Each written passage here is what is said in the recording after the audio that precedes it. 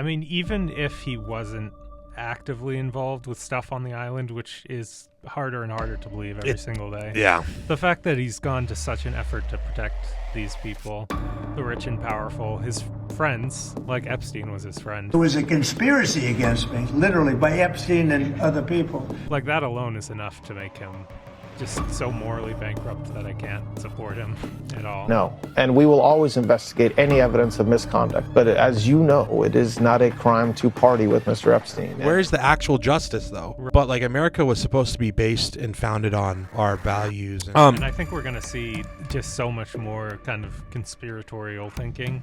This is the future FBI director mentioning sexual blackmail. Once again, if you're being logical and you're not biased and you don't hate Trump and you don't hate the left and you're just an average person, you see this happen, you're like, oh, this is really weird. Like, are you not supposed to believe your eyes? That's what I just don't understand. Yeah, I think at this point, it's not even about whether or not you believe the lies. It's just about, well, you're powerless. What are you going to do about it? And for the country to get onto something else. At this point, they say they're done releasing the files, so you can keep saying release the Epstein files, and their response will just be, well, we have. He's mentioning right here why they can't release the files because of national security risks. I think the risks is children being raped and abused. You can't let this run rampant in society. Even just what they've released so far is like shocking, and it's the kind of thing you would think would turn the entire world upside down like 10 years ago, although I guess there's so much stuff that's going on right now that... But Ghislaine Maxwell was actually interested in Atlantis. So, and this is literally the research when you talk about the perfect fetus. Epstein and Maxwell actually met with Fidel Castro. Epstein was texting members of Congress. I think he's the greatest pedophile sexual offender in the world ever. Yeah. Like, do you just give up in the face of evil? We are at a tipping point, and I do hope that something happens. I think this was just like, it wasn't about sex, man. Like, it was about like corrupting innocence. What's up, guys? Thanks for clicking on this. I really appreciate all the views. This is part 3 out of 3, so my final episode of my coverage of the Epstein files. We also filmed this right before the 3 million page documents that were released by the DOJ and 100K photos. We got into some of the stuff regarding Bill Gates and Elon Musk, but that's really all that we talked about because we still had so much stuff to get through. Also, one last thing, I mentioned the Epstein artwork. We briefly touch over it, but we don't go through it in depth. One, because I don't know if it's okay for YouTube, and two, I think it's just so insane. And I think the video was already as long as it could be, so I didn't want to make it too unbearably long. So, but still, viewer discretion is advised. Still a lot of dark stuff regarding the eugenics. But thanks, guys. See you in the next video. Peace.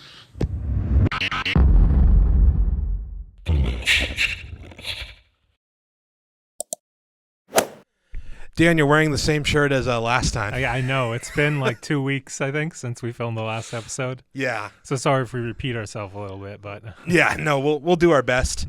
Thank you, man, for part 3. So overall, we've done, by the time that we finish all of this, we filmed like 6 hours of content. We were just talking right before we got on camera how there's just been a Epstein new files drop about, I think it was between 1 and 3 million new files, over 100K photos. Yeah, this is supposedly supposed to be the last file drop. Just happened a couple days for us, although when this episode comes out, it might be a little bit older. Yeah, so anyways, guys, welcome back to part 3 of the Epstein podcast. This has been quite the ride. There's been so much that we've delved into, so much that I've learned, so much that we've it's really interesting too when you sit down and you go through this with like someone else. Like I said, we agree and see, I think, the government now like in a similar way, but we're also trying to be very respectful of, because it's easy to just jump to conclusions and be like, everybody's corrupt, everyone's, once again, it was so funny, I told you this off air, but the amount of times where I had to like normally if we would monetize the video, we would have to cut out like 10 of the words and phrases that we used. Yeah. I didn't really care. And so right now part one is out. Like I said, you guys probably won't be seeing this till the end of February. It's the February 1st, I think, today now. But there's just so much overwhelming information, and this stuff is like really, really scary. But part 1 is already doing well. We're at like 300 or 400 views after 2 days for Oh, part wow. 1. So we're doing really well. So I appreciate that, Dan.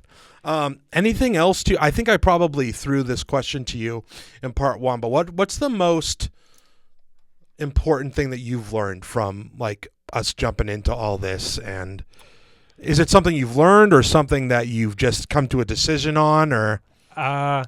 I don't know if it's new information, just as it's just kind of a disappointing feeling to kind of know that the kind of stuff that you would have heard 10 years ago and thought it was just a conspiracy theory or crazy is just, it's all happening. These are all the most powerful people in the country, and they're all involved with these awful crimes. And it's just frustrating, because it's hard to know how we're ever going to fix it. The Biden DOJ didn't do anything about it, and the Trump DOJ, well, we'll get more into it as we go, but Yeah. it's hard to know how justice is going to even come for half the people we've talked about and that we're going to talk about in this episode. Yeah, and it begs the question, I should say, that how does this not like totally flip? Maybe I'm being hyperbolic when I'm like, oh, it's going to flip a nation, but I think with the Epstein files and the network, like this is almost more. Do you think it's more serious than like the Clinton stuff? I just watched this. I'm in the middle of watching this documentary on Prime called The Clinton Affair. It's like 6 episodes about not just like the Monica Lewinsky stuff, but this like Whitegate with some of like the properties he was dealing with, and a lot of the relationships between Bill and Hillary. And Monica Lewinsky is like interviewed throughout the whole process of the series. But I don't know, because it just is tough, because I'm like, we mentioned this in the first part. Yeah, it just seems so quaint, like compared to what we see now, that like, what was Bill Clinton impeached for? He had sex with Monica Lewinsky and he lied about it under oath. Well, I can think of a couple people who have lied under Exactly. oath. Yeah, it's like, because it's like, do you get angry and upset and stuff, or do you just laugh now? Because it's like, I don't know how else to describe it, where obviously a good amount of the American people, including myself, are dumb and stupid. But with the word that I used in the outline for part 3, as you saw, it was political maneuvering, right? And so that's what we're going to hit basically all in part 3, guys. We're going to talk about all the different we're going to talk about this, start with kind of the district of justice, but then we're also going to go down. So once again, the people in the FBI, and then like both the attorney generals, honestly, because stuff that Todd Blanche just came out with, Pam Bondi.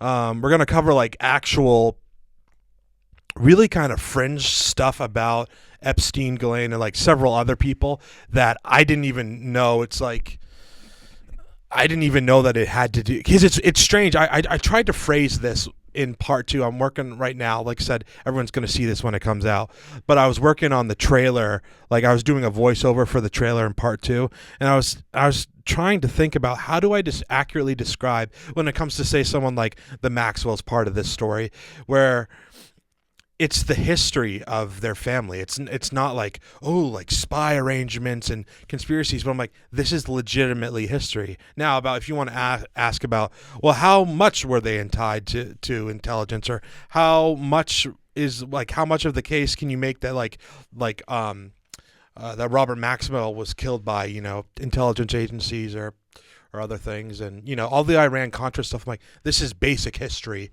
And what we're even going to go through now is just, once again, political maneuvering, and just how, once again, where the current administration has just screamed and promoted that they are all about transparency and stuff. And it's just like, when we grew up in high school, we went to a very conservative school. Like I'm kind of almost feel like I'm drifting away from the conservative party a lot. You've kind of never claimed it. You can speak for yourself. Obviously, you've done it in the past. Yeah, I've always registered myself as an independent, but yeah, I think Good for you.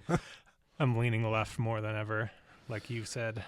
Yeah, because it's just I'm going to be covering like other world events like that have been popping up lately. Stuff that's going on in Minneapolis or the ICE things and whatnot. But when it comes to, just to wrap up this thought, is that you're really like, faith, we can always say, oh, faith in the government's never been low, but the Epstein stuff's like, it's not actually going away. It really isn't. And we're learning more and more. But once again, I think let's just jump into what we're doing. Once again, guys, welcome to The Last House on the Left. This is where I chat with my friends, kill time, speak what's on my mind. Thank you if you made it to part 3. Once again, thank you for blowing up part 1. Hopefully part 2 and part 3 do good as well. Shout out to Dan for, once again, doing 6 hours of all this stuff. So, Dan, let's just start off with, we talked about Marjorie Taylor Greene, Ro Khanna, Thomas Massie. Once again, Massie and Marjorie Taylor Greene are 2 Republicans that have really been outspoken about the Epstein files. But now Ro Khanna and there's other people that have, also added their names to the small fray. Anyways, but I just wanted to, a cool thing that I was telling Dan as we were about to prepare to go on the air, guys, is that we're going to react to a lot of videos today. So I think it's going to be very interesting just to see the actual politics about, because you can have someone describe it to you and they're about Epstein. It's all about political bias because, Trump has always, in the Trump administration, I should say, it's not just Trump, obviously.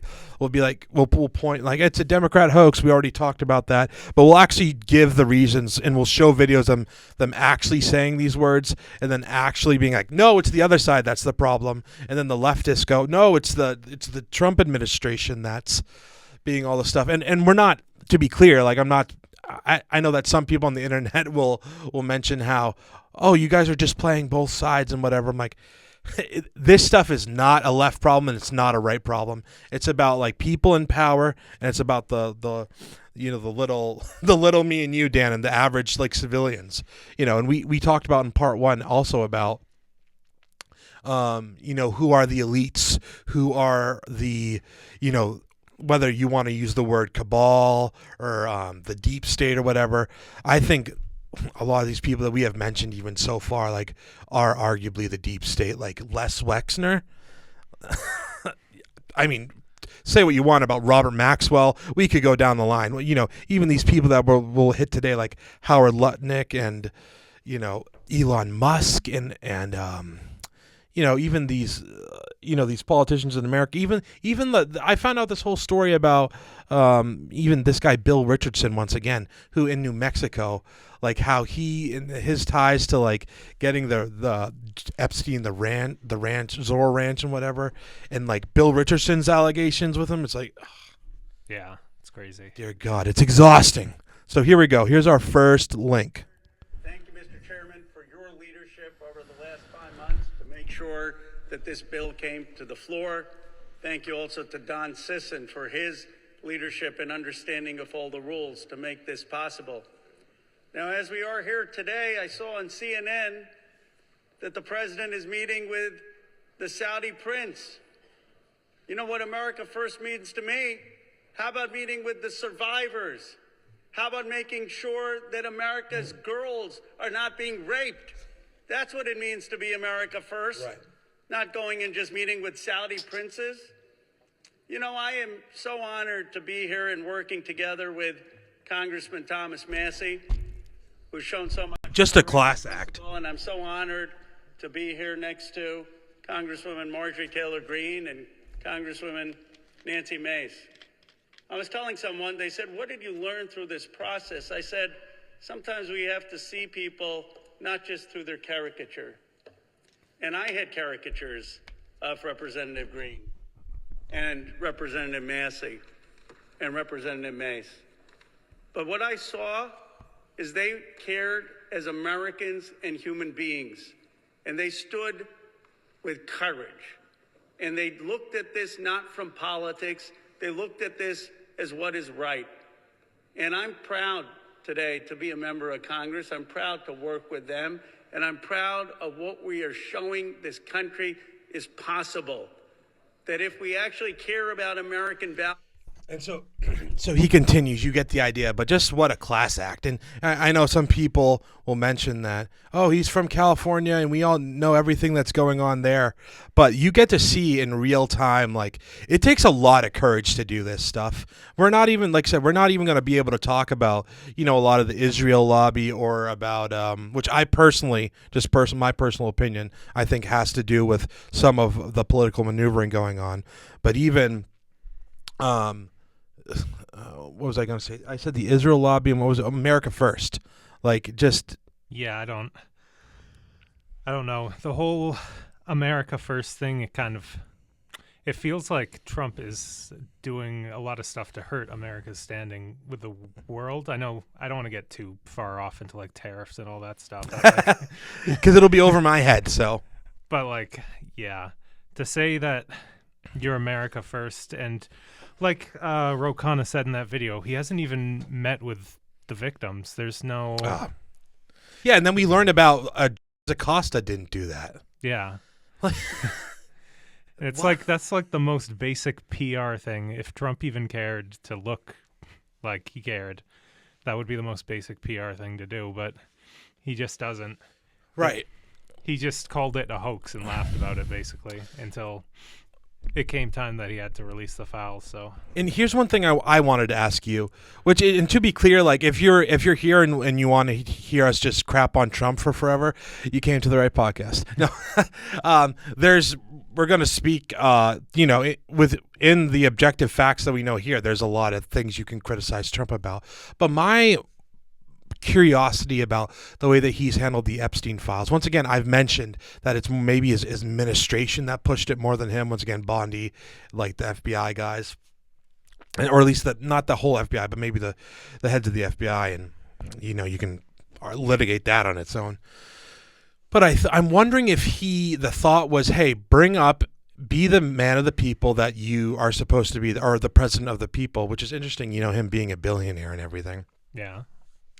Honestly, too, like, once again, I think Trump arguably is he not the deep state himself from everything that we're looking at? I guess you can make up your own minds about that, guys. But I'm like, if you try to take, like, my conservative bias from when growing up would be like, okay, he's an a-hole. And once again, I originally wrote in my notes here, guys.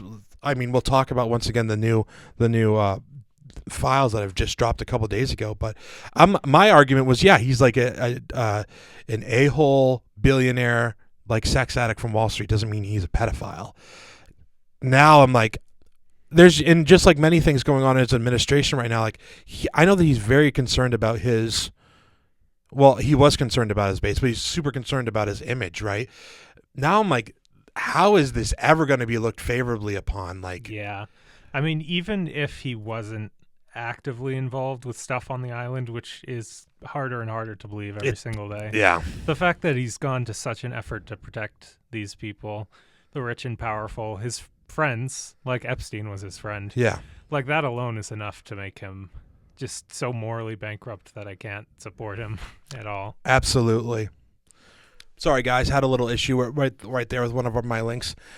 So we were just talking about, once again, that we really need to focus on whether I think America has the ability to come together and we can still try to push for whether it's, I don't even know what word, I don't even know if there's like a specific word you want, justice or transparency. How about just truth and what's going on? And I think, once again, like, I think when you get high up and you're president, like, I'm oftentimes wondering if we see people get impeached or whatever, but they don't fall for their crimes. And once again, like, we even looked at, like, Prince Andrew and everything, like, okay, his titles got stripped from him. Where's the actual justice, though? Right. We've got, because that's all just your ego. Yeah. We've got more pictures and more emails from him that are like, so he's using a fake email account, but it's so obviously him. He's referring to, like, his brother Charles. Yeah, I know. Right, so like, we know he should, if he was any other person, he would be in jail right now, but of course. Yeah. I don't know how you fix it. I guess you'd call it the two-tier justice system. It's just everywhere in the world, and yeah, I don't know. It's frustrating. But it just shows the facade about America being Like I really have thought like in some ways where I know that I made a joke about like, is the world just run by pedophiles? Like stay tuned or whatever. But like America was supposed to be based and founded on, our values, and we even think about with our military, we're trying to help other people out and stuff. And it's like, we are so hypocritical in our own way. And it's easy to just, because the stuff, like I said, some of these books like The Devil's Chessboard, I'm actually, like I said, I just bought One Nation Under Blackmail. I'm going to just, when, over time to read it because it's such a dense book. But it's all, it really goes to show how much there is a facade and the wool's really like pulled over our eyes. And it sounds very conspiracy brained and paranoid and whatever, but there is truth to what's going on. And I think that's why sometimes you even see the people that were like definitely believing in some of these conspiracies doubling and tripling down, because they're really they're pretty accurate now. Yeah. And I think we're going to see just so much more kind of conspiratorial thinking, which is not good for America, good for society. But think about like kids who are growing up natural. who are in middle school and high school right now, and they're seeing all these facts about the people who run the world, like how they're not going to have the same illusions as we do about like, oh, everything's fine. The people in power are good enough people who aren't taking advantage of the other 99% of the world. That's just blatantly false. So I don't see how you don't fall into even more conspiratorial thinking. All right. Well, I thank you for that, Dan. Let's hit the FBI and let's just go from there, okay? All right. Yeah, let's get going on this outline. Yeah. So this here, guys, is the actual link of Pam Bondi saying the files are on my desk. Because obviously this is to contradict her statements about her own personal statements where the FBI has come out and said there is no list. And once again, the FBI has to report to the the Attorney General, which is Pam Bondi, and her deputy Todd Blanche. So the DOJ may be releasing the list of Jeffrey Epstein's clients. Will that really happen? It's sitting on my desk right now to review. That's been a directive by President Trump. I'm reviewing that. I'm reviewing JFK. Your favorite news channel, Fox News. In the process of being reviewed because that was done at the directive of the president from all of these agencies. So have you seen anything that you said, oh my gosh? Not yet. Okay. Well, we'll check back with you. That's a guy on Fox that's giving him that pushback. Isn't that nuts? Yeah. So here's an interesting thing, right? So I think we talked about this maybe off air, but this is going to be this really quickly is going to be the link of when Pam Bondi was found in a restaurant. This was, I think, in the summer of just the last year. I think probably June or July, sometime around there. And some random person came up to her and asked about like Epstein, and someone filmed this person coming up to her, and she basically said, "Oh yeah, there's like 10,000. There's over 10,000 like documents, or what was the 10? What did I write down here? It was 10,000 like videos. Hours, right? 10,000 hours of him, abusing children. So here's Pam Bondi actually saying this. She later changes her statement, but. No, the FBI, they're reviewing, there are tens of thousands of videos of Epstein with children or child porn. And there are hundreds of victims. And no one victim will ever get released. It's just a volume, and that's what they're going through right now. And this is what I hate, too, about this stuff, too, specifically with, like, Bondi, and like I said, we got to go through a lot of stuff, but they make this thing where, like, when we say, like, oh, release the files, and we'll probably have to at some point, whether you want to get into the actual phrase release the files or not, depends on what you want to do, but they make it act like, well, no, we're not gonna show you the things of child porn. Obviously, nobody wants to see that. Yeah. Nobody wants to see that, but we want the evidence. So, or like if you bring up, they've released videos where like victims are blacked out, not necessarily pornographic, but just videos of victims. Oh yeah, where they have like black bars covering them the entire time. And the point is not that we want to know who the victims are. The point is that we just want to know who the perpetrators are. Yeah, or who the perpetrators are. And so this is Yeah, so this is another video of her just confirming herself. February, I did an interview on Fox, and it's been getting a lot of attention because I said That's what we just watched. I was asked a question about the client list, and my response was, it's sitting on my desk to be reviewed, meaning the file along with the JFK, MLK files as well. That's what I meant by that. Also, to the tens of thousands of video, they turned out to be child porn downloaded by that disgusting Jeffrey Epstein. Download. That's not what she said in the other one, though. Yeah. Don't you agree? Yes, he said videos with. Of Jeffrey Epstein with child porn, not Jeffrey Epstein owning child porn, which I'm sure he did. And at this point in the timeline, we do know that there's plenty of.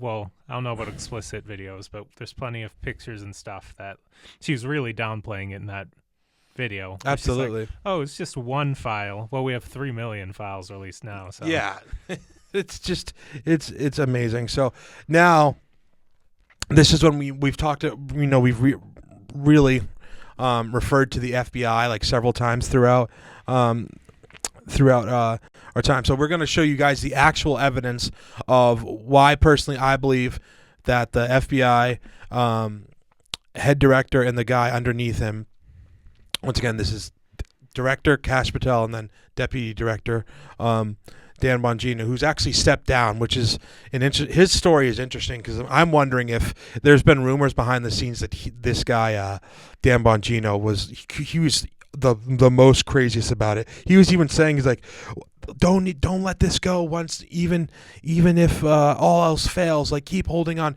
keep saying it. And that's why it's funny, like you'll see any headline about like Iran or Venezuela and someone's like release the files. Yeah.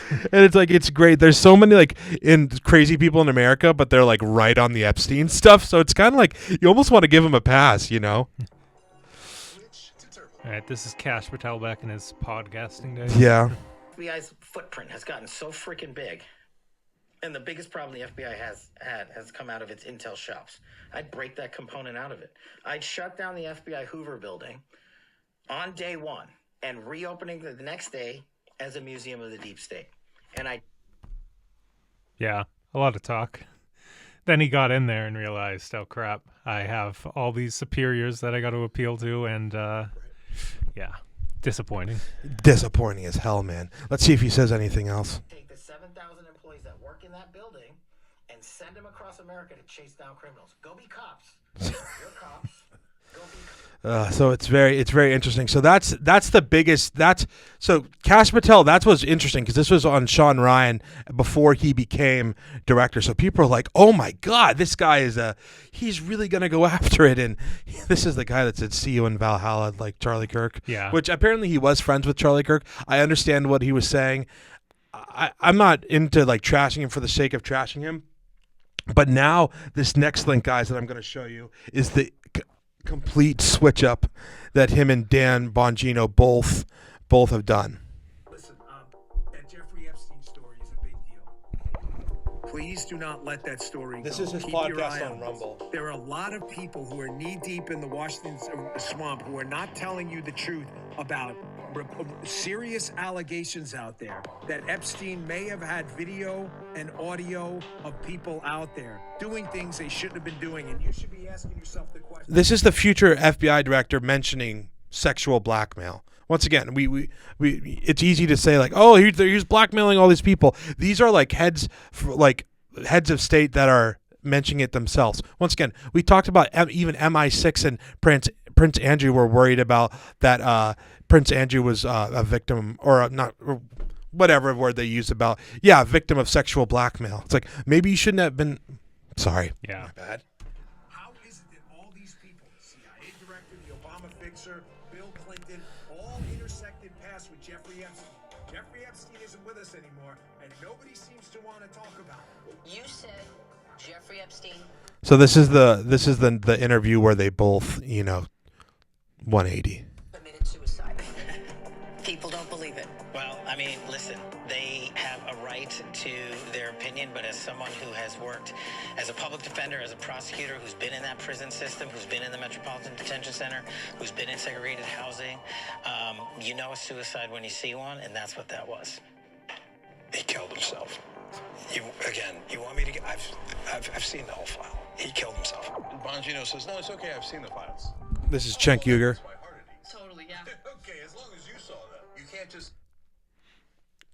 Yeah, now that we have all the files, I'm not sure what specific piece of evidence he saw that convinced him so much that we didn't know before that Epstein did kill himself. Right. And this is a theme that I'm going to be exploring like in later episodes this year for the podcast. But I'm like, it's the doubling and tripling down because of the administration that brings you on. Like, once again, we see this with Vance and especially, you know, Tom Homan, this guy, Stephen Miller, who's kind of like the head of ICE. Have you ever heard of him? Yeah, and Vance was like calling Trump Hitler before. Yeah. He got hired as the vice president. And now a good amount of people know about Vance and Teal, you know, and being funded by that. And then, yeah. So this is why I think, you know, once again, I obviously said in the beginning of this podcast, guys, that we're gonna present this stuff to you and you make your own assumptions about it. But I'm like, if you're being logical and you're not biased and you don't hate Trump and you don't hate the left and you're just an average person, you see this happen, you're like, oh, this is really weird.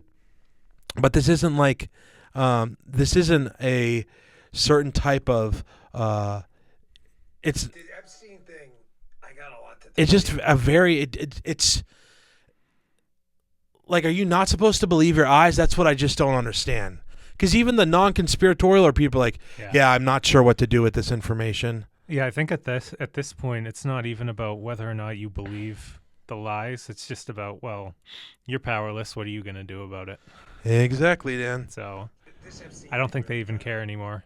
It kind of looks like a tick burrowing under my skin. I get a call. Guy you trust with your, wife, kid, and car, right?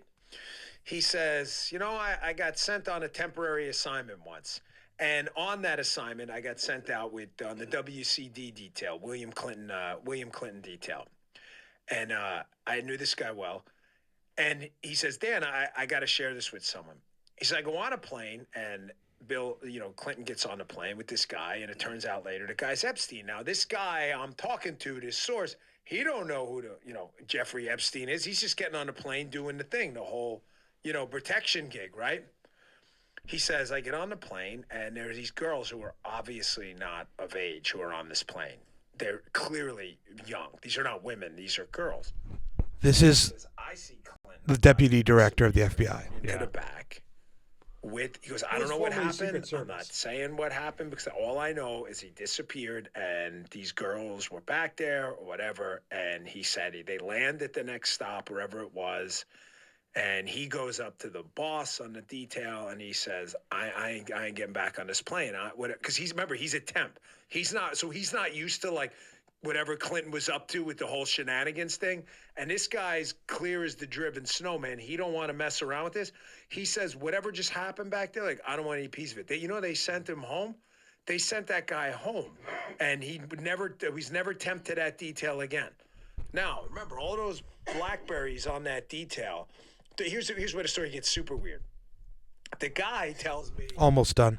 What is it, months or a couple weeks later, when you lose property in the Secret Service, an email goes out. It'll say like, hey, I lost his phone. And it gets logged into NCIC or whatever it is. And everybody knows. So basically, if you find this guy's gun, God forbid, or his phone, it's now effectively stolen property, right? All of a sudden, all the Blackberries on that detail... For the agents start showing up like, oh, this guy lost his BlackBerry. Holy shit. Wow, that's so crazy. How'd that happen? Yeah.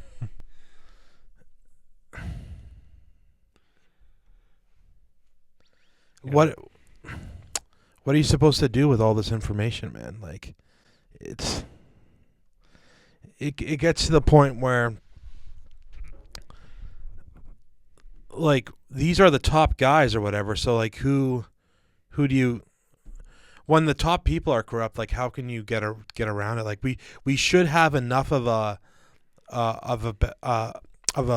governmental or democratic backbone in the country that you can't just do whatever you want. Right. And checks and balances. Right. Like the DOJ, the Supreme Court, they're the ones who are supposed to be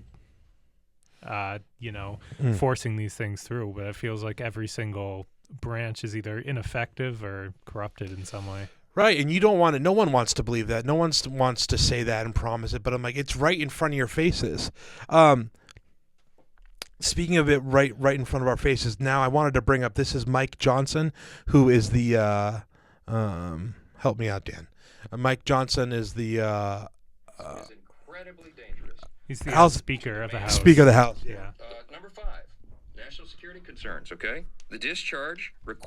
He's mentioning right here why they can't release the files because of national security risks. I think the risks is children being raped and abused. Yeah. And I mean, dear God. Yeah. I guess there could potentially be some stuff that you might have to hold back just because it could put someone in danger, but the amount of files, I don't know if I've said this before, but with this new release, we have about like 3.5 million files, which is like half of the total that people have promised, which means that there's so much that they didn't release. Even before this, talk about the deadline. Yeah, so the deadline was what, like January 1st? It was December 19th was the first one, I think. December 19th. Yeah, December 19th was the first large dump of files. That's where it was like over 300K. And then the 23rd, another 30K were released. These were some of the ones where we see these really effed up pictures and everything. And then once again, that's when like early January and stuff comes on. Yeah.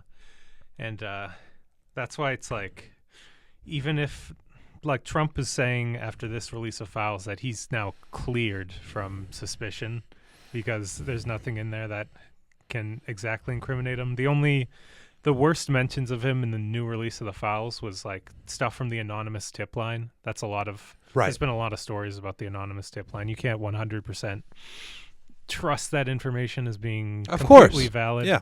But it's like, well, they spent a lot of time going through the files, taking out what they want to take out.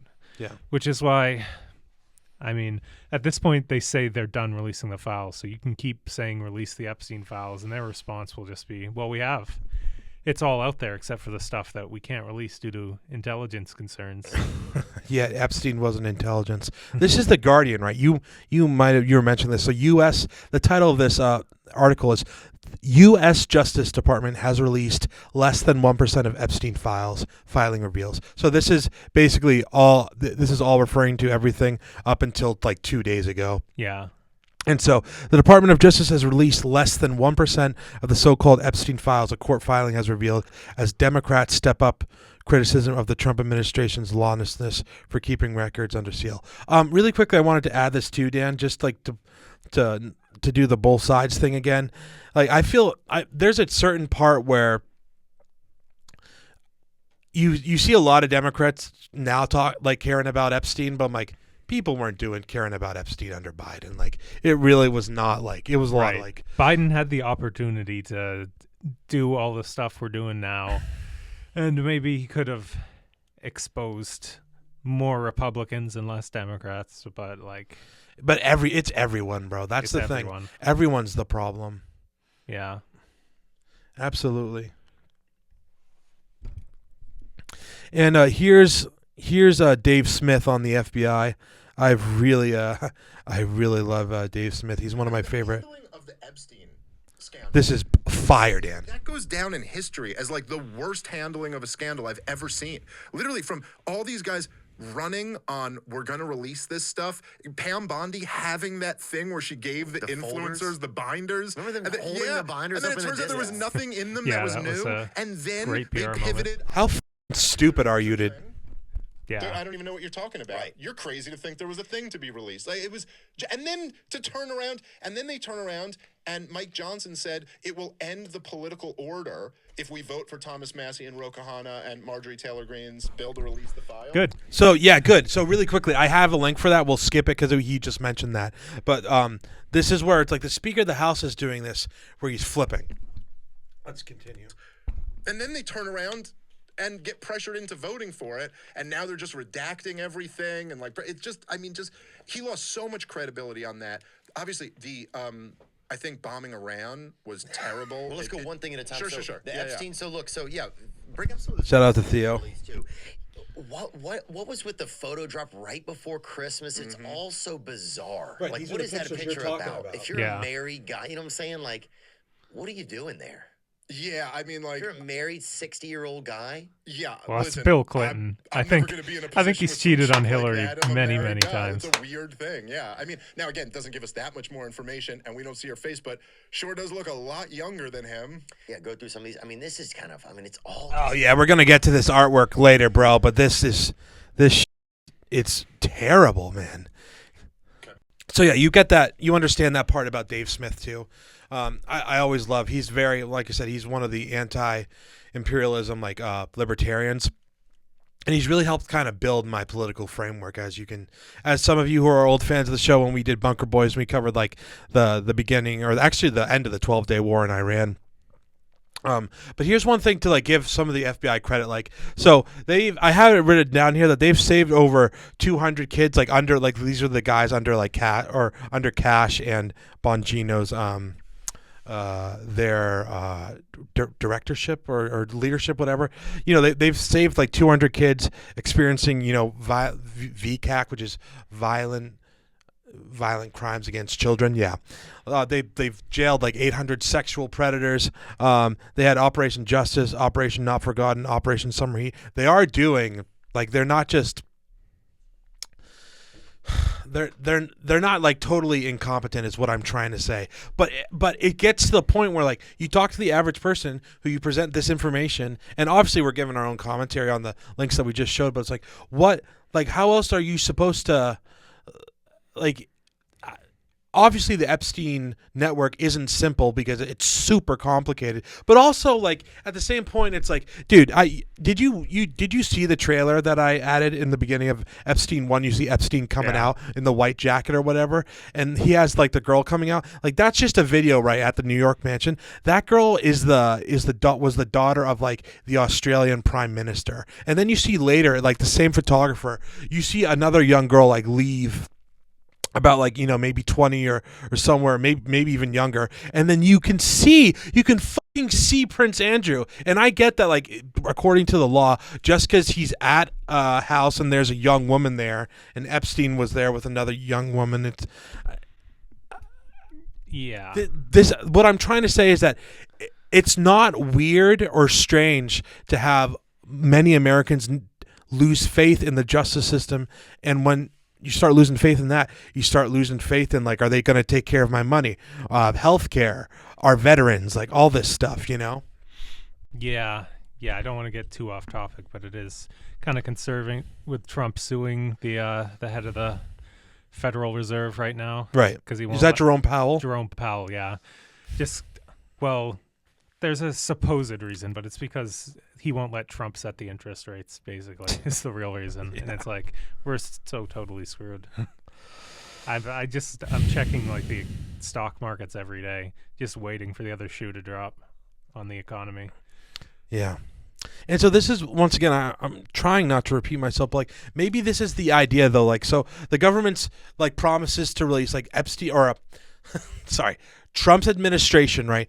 In good faith, I'm sure a good amount of them, because the thing is with the Epstein network, and also that you learn through the stuff like regarding like agencies like the CIA and whatever, when there's this like clandestine stuff going on, even take like something, I know this is very extreme, like MK Ultra, that's like super compartmentalized, so only a couple people know the real stuff going on. As for Epstein, it's like it's kind of a toss up now, because I'm like, everybody knows parts of this, and even parts of this stuff is just absolutely disgusting. So like, say they want to release it in good faith, right? So they want to do that. Then they find out like Trump's like he's part of the files or whatever. So they want to release the files, but at the same time you can't fully release them because of a lot of the stuff going on. One, because there's powerful people involved, but maybe there's also like, we are not lawyers. We don't understand how all that stuff can get brought out, you know? So there's this thing. So when you actually in good faith say, oh, let's actually do this, but once again, like I mentioned earlier, Trump himself is like, oh yeah, I'll make it look like I want to release it, but then the justice system will do its job. Well, not its job, but it'll be complicated through the law, right? Yeah.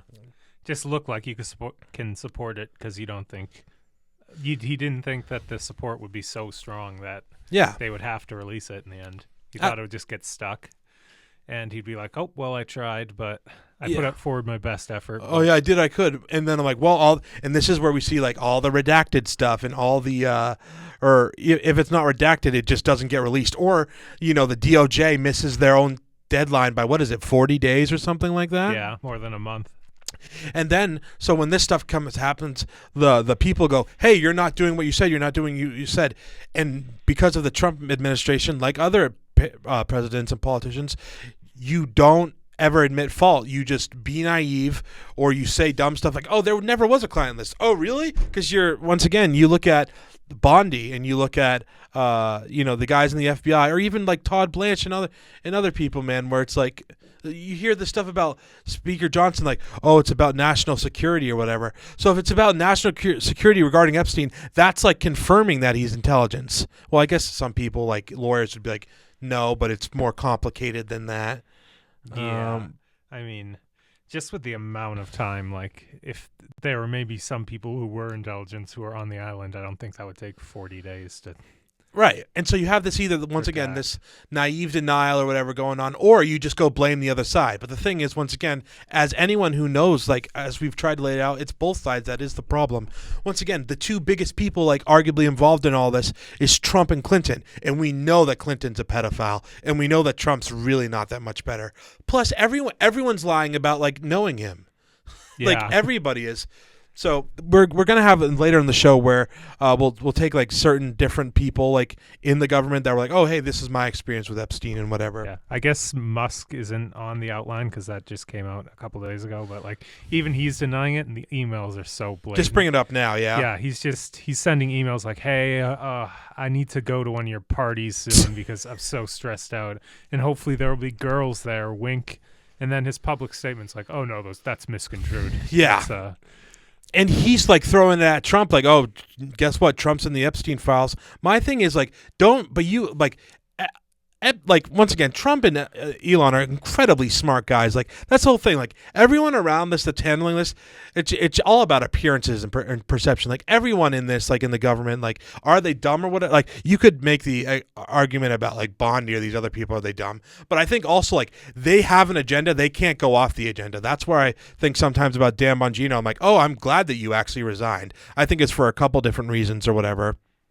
But I'm like, at least like you resign and have your respect with you. But I think it's so shocking. I think when you get in there where you're just like, is life a lie? And once again, like even people, you see a lot of stuff online right now through, I know Reddit's not the best like thing to mention, but a lot of people are like, "I don't know what to think. Like I'm so scared. I'm so worried. Like this is in the deepest parts of our society." Yeah. And it's like, how long has it been this way, and is there anything you can do? How do you cure this? Because it's like a disease. It is literally a disease, and we always like, as a good citizen, you're like, "Hey, we got to hold the government accountable." And at times, like that seems like BS. Like sometimes, almost with JFK and 9/11. 9/11's still a little fresh, but like some of the stuff, it's like, all right, I get that we're not going to get everything, and we're not going to get everything with Epstein, but also in a certain way, like, why do you think this is not going away? What do you mean? The Epstein files. Like, why do you think people are still talking about and still pushing for it? Because I don't think, like, obviously there are some kooks that will never be satisfied about anything, but like, yeah, I don't know. I think it's confirming a feeling that people have had for such a long time, and it's just the way the response has been so just disregarding it and not treating it seriously that it's made people angry. It's also like just the worst things a human being can do, really. Yeah, and once again, like going back to the like being like, "Oh, let's hold the government accountable." I feel like you either come across as naive, like, "Oh, you think the government's going to release his files? That's very cute," or you're a conspiracy theorist. And what if that's the whole idea all along? Yeah. So nothing ever gets fully released. Yeah, that makes sense to me. Here's Tucker, a funny clip about him apologizing to Epstein. I'll speak for myself. I never thought that I would be offering an apology to Jeffrey Epstein.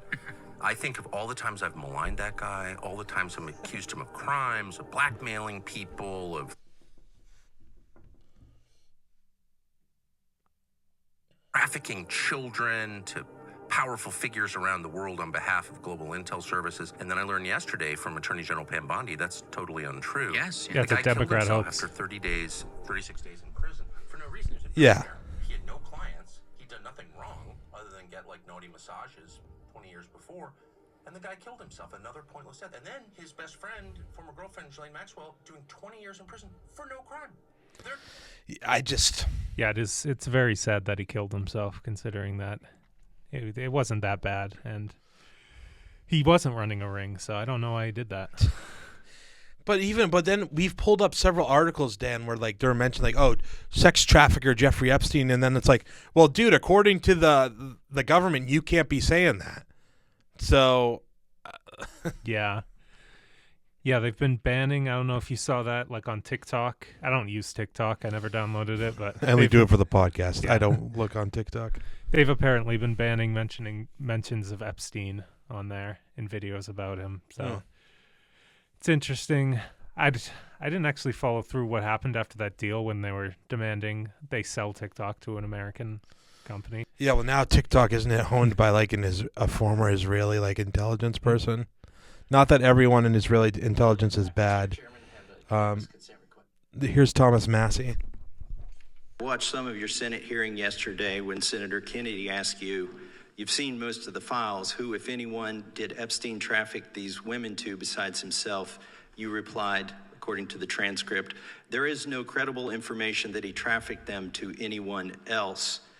You also said somewhere in the hearing and here today that the problem is that the case files are constrained by limited search warrants from 2006 to 2007 and that the non-prosecution agreement hamstrung future investigations. This is what we don't really know anything once again after the Sweetheart deal. Apply to Southern District of New York, the location of the 2019 sex trafficking indictment, which produced many things, including a series of FD 302 documents.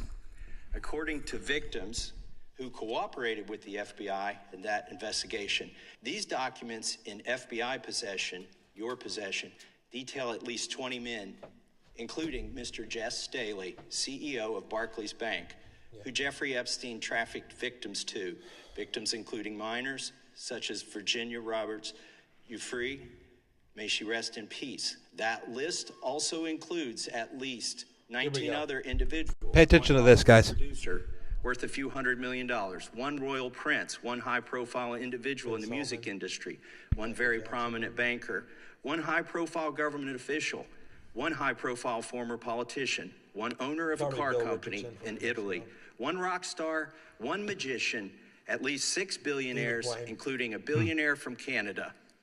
We know these people exist in the FBI files, the files that you control. I don't know exactly who they are, but the FBI does.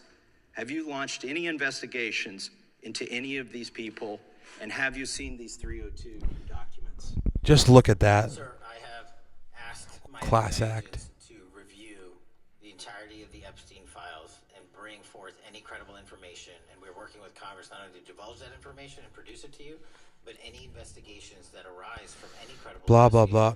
So, is it possible that even like Cash and Bongino get in, and even, I mean, I really don't want to give Bondi any credit, but is it possible that they didn't want to flip? Could the government be that corrupt where it's like you have to go with the playbook and that's that? It wouldn't surprise me if they're just fall guys, basically, because if you think about it, I don't know exactly what Pam Bondi was up to, but Cash Patel and Bongino weren't exactly, the number one choices for any other administration for their positions. So Right. They kind of just popped out of nowhere. you have to imagine they owe a lot to Trump and that administration, so they feel some kind of loyalty. And then when they get in there, there's all the threats, like, the kind of stuff that could happen to you if you're, going against powerful people, because we've seen it in the files. You know what's really cool? Really, I just thought that came to my mind, Dan.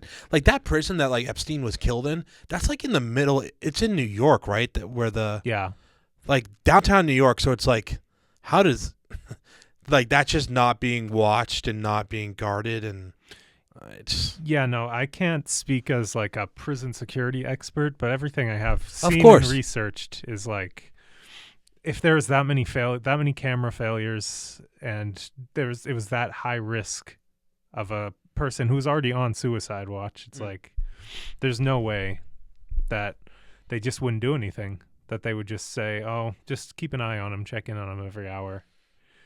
Jeez. They would move him somewhere else that doesn't have malfunctioning cameras. What was it, 17 out of 19 or something like that?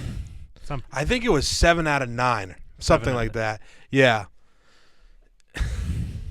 But I'm like, if you want to do this the right way, like, it's almost like we know we can get away with it, though, because Epstein knew how he could get away with it. But it's tough, though. I get it's, once again, I'm sorry to go back to the like arguing about his death, but it's like he was meeting with lawyers, though. He did have like I think it was arguably a suicide attempt when that guy Nicholas Tartaglione was with him. Then he asked like Tartaglione to like leave his cell, and then but he was meeting with lawyers all the time, Yeah. And sometimes people, like, you made this point, didn't you, where you're like, maybe someone's like, here, go do it, like we could send someone in, but then you have like the miss. All right, we'll release the footage, and then you got stuff missing from it. So it's like, dude, you're at every single, like, where have you ever done it the right way? Plus, dude, this is a whole thing too. I'm so sorry to talk over you. I know you were about to say something. I'm so sorry. Bill Barr, the guy that's covering up for this dude, like he's known for covering up many things. Like, once again, we talked about him being the cover-up general. The things he was covering up, man, was people out of like under Reagan for Iran-Contra, this pedophile network that I now believe is absolutely true, called the Franklin scandal from Nebraska and whatever, which is horrendous shit. And Epstein, and obviously the Epstein thing, but there was like one other thing where I'm like, dude, this is bad news, man. Yeah, and it's kind of crazy how much you can tell. No one thought they were going to get caught because of all these pictures. They're just like smiling. Like, yeah. Like no one's like putting their hand in front of the camera like, oh no, don't film me. Don't. They're just completely content in the idea that nothing's going to happen to them. Oh my goodness, man. Oh my gosh. So the Senate vote, could you explain this to me? Because I'm going to sound like an idiot here, but like, so the Senate vote to release the files was 49-51. And in Congress, it was like 427-1 for it to pass. Yeah. Like, we even know, once again, about with Mike Johnson, that he wouldn't let this representative, her name was Adelita, I forget her last name. I thought I had it written down. It's back in the parts of my notes with Mike Johnson, where he wouldn't let this specific congresswoman get voted in, so they could like not basically, when they had the shutdown of the government. Yeah, they delayed it for months, letting her in because she would have been. The vote was so close, and she could have potentially been a tiebreaker. Which is one of the reasons. That's the reason she and many other people claim that it took so long for her to get sworn in. Yeah, here's one other thing I wanted to show about Bondi. This is Bondi being like harshly questioned, and I just wanted to show. Claim to have the Epstein client list waiting for your review, and then produce nothing relevant to that claim. Senator Durbin, if you listen to my entire clip on that, I said I had not reviewed it yet, that it was sitting on my desk along with the JFK files, the Martin Luther King files. And I said I had not yet reviewed it. And if you see our memo on Epstein, you will see, our memo on Epstein clearly points out that there was no client list, our July 6th memo. Who gave the order to flag records related to President Trump? Just hold on another sec. Flag records for President Trump? To flag any records which included his name. I'm not going to discuss anything about that with you. There's been public reporting that Jeffrey... Hold on a second. Yeah, that's an insane answer. No, won't deny it, but... Well, we're going to keep going, an actually. admission. Epstein showed people photos of President Trump with half-naked young women. Do you know if the FBI found those photographs in their search of Jeffrey Epstein's safe or premises or otherwise? Have you seen any such thing? You know, Senator Whitehouse, you sit here and make salacious remarks, once again trying to slander President Trump left and right, when you're the one who was taking money from one of Epstein's closest confidants, I believe. I could be wrong, correct me, Reid Hoffman, who was with Jeffrey Epstein on multiple occasions. Here's my thing, though. So for this one, aren't both people right to a certain degree? Yeah, I mean, his claim was, it was a completely fair thing to say. It's just unfortunate that he was the guy who had to say it. Yeah. Pam Bondi knows that he's dirty too. And we have to admit, like, some people that, like, with Pam Bondi, like, I don't want to, like, defend them or whatever, but to a certain degree, it's like they are getting peppered and hammered about all this stuff. But then also it's like, you kind of deserve it. You didn't do a good job. Yeah. But also, like, we don't hear about, like, Trump yelling and screaming at Bondi and the people under him. You see him giving hell to Thomas Massie, like, hey, I'm going to remove my support from you. Massey's from Kentucky, so this new, like, Navy SEAL, a former Navy SEAL, wants to get in. Congressman, like, Trump's funneling all his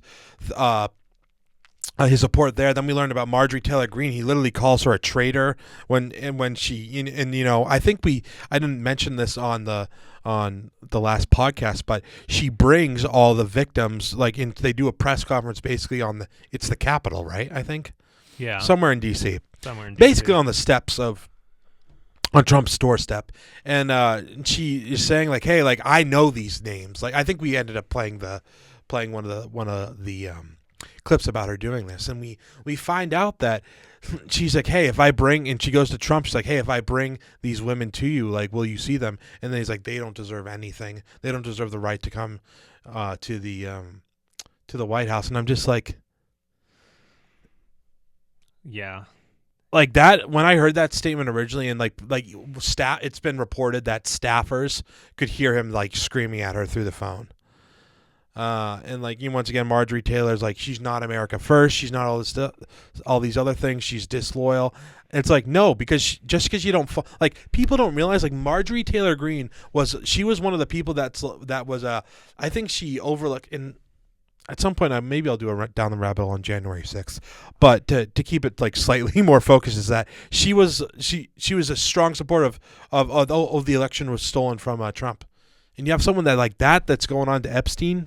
Yeah, she was a diehard for Trump, and it's diehard. Crazy. It's crazy how much, like, you just, I don't know, you betray Trump once, and then suddenly he's like, I never liked her. She was always a terrible person, and he just surprised he doesn't come up with a nickname for her. Yeah, honestly, and it's just disgusting how all this stuff works. And once again, it's like Trump.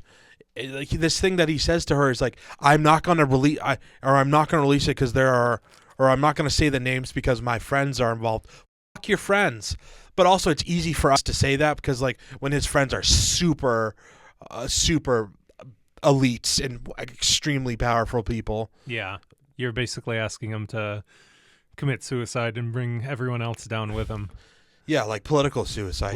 Suicide. And so my thought, I mean, yeah, not like actual, because obviously we know that none of these people are going to be charged. But right, of course, for them it probably feels like suicide. I just don't. But he knows how this looks. But then there's some points where I think he just thinks that he can pull the wool over, like, you know, I guess his supporters' MAGA eyes and stuff, which is absolutely true. Yeah, I don't know. There's a lot of people who have supported him through a lot of stuff, but I think this is too far. Like, my question to you would be, like, what do you think in 10 years? Like, do you think he'll still have diehard supporters who thought he was a good president, or do you think it's just the momentum of... Because I know it's hard to, like, take yourself out of, like, this. Out of the That's moment. A great question, man. I would say no. I think that his name is tarnished and he goes down as maybe not a very good president. Because I'm just curious what happens with the Republican Party. It kind of felt like, oh, Don Jr. or J.D. Vance are going to run, but, like, how compromised are those people now too? I think that, well, J.D. Vance's rise doesn't really make sense though either, right? Yeah. J.D. Vance is just like, I think he was super anti-Trump before Trump picked him as the calling VP. him Hitler is like a liberal thing to do, and he was very much conservative. Yeah, but now I don't know. But at times when I hear him in debates though, like, he is very he's like a smooth politician, man. Like he very much is. But then like his statements on ICE is just like it's incredible. It's double and triple down. And so I'm like, are you just the next? Well, I'm wondering if like Trump's president, like he's the one that's made this popular. Like you can be salacious as you want now in politics, you know? Yeah, there used to be like a veneer of like, oh, we're all respectable and we're all, we're going to handle this in a mature way. And now it's just like the way the president talks is the same way people in a Facebook comment section talk. Literally. It's like, is there no, I don't know, higher level of respect, higher level of dignity you're supposed to have? Right, and I get that. There's a lot of stuff that's like hyperbole and stuff, but there's got to be some. Here, I mentioned that watching that series, The Clinton Affair, right? Like, even when Clinton's getting grilled and he's lying through his teeth about Monica Lewinsky, like, he's not being emotional. He's very calm, very collected. I mean, George Bush is George Bush, so it's different, but, like, even Obama, like, he at least was respectable. What I'll say about Obama is that even if I wasn't a fan of everything he did as president, I think he was a good unifying force, which is like Trump is the opposite. Like he always talked about we need to work together. You can say it's kind of like platitudes, like, oh, we have to stand as one united nation. But like I'd take the platitudes over what I feel like is intentionally divisive rhetoric. Yeah, it's so intentional. Yeah. Absolutely. Let's move on to some of these new discoveries, huh? So we look at the Black Book, right? So we've all obviously heard about this. This is where this guy, Nick Bryant, has talked about this. He's the one that's really covered the Franklin scandal really thoroughly, and maybe I'll hit that at some point in the far future. So in this Black Book, basically, it was two separate books of several address and contacts of high-profile clients. So there was about 1,500 people in between these two books. They were compiled by like Epstein associates, not himself, which is something to make note of. So Epstein's former house manager, Alfredo Rodriguez, tried to sell it to actually an Epstein victim attorney in 2000. Wow. It was very, very interesting.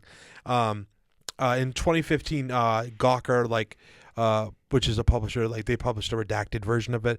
And they found one of the other books on a sidewalk in the 90s. Which contained another 200 names that weren't in the first book. But like I said, Nick Bryant also kind of broke that story as well. Going down, also we kind of already covered the binders, which is just complete BS. Like it's like pandering to the base, and Epstein or the contents of those binders there was nothing in them. It's actually interesting because I was looking at the names of some of these right-wing influencers, and they're none that I know of. It's not like Candace or I wonder if Tucker, these are more like TikTok influencers, right? Rather than I know you watch a lot of YouTube and podcasts and stuff, which is much more. I would say much more respectable because TikTok is all just about attention grabbing right away, and right? I don't know. I wouldn't trust a TikTok influencer. Yeah, and once again, I'm not trying to. I'm having a couple guys actually to come talk about the Israel lobby and different things actually coming up soon. Stay tuned for that, guys. That'll be wild. I'll probably get canceled or killed afterwards. Yeah, I'm not going to be on that one. Yeah. Thank God. You've done so much. You've done so much thing. I'm I should leave you alone for a year. Let's talk about something lighter next time. Yeah, I know, right?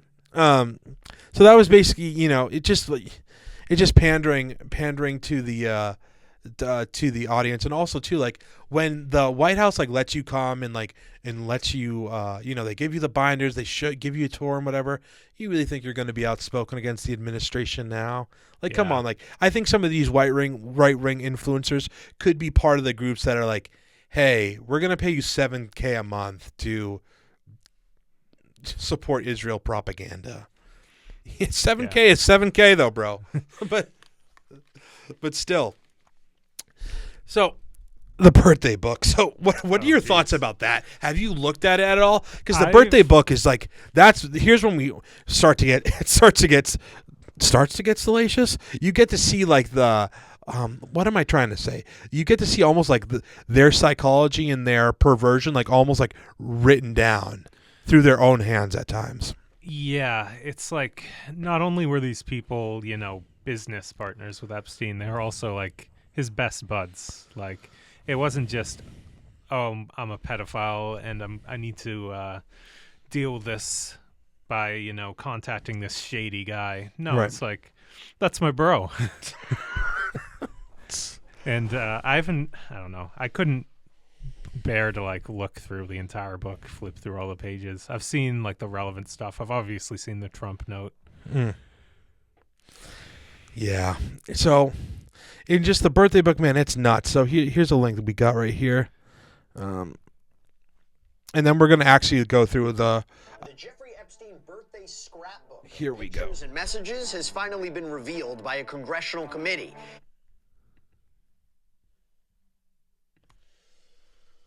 Including his younger years. There is even his Cub Scout graduation card.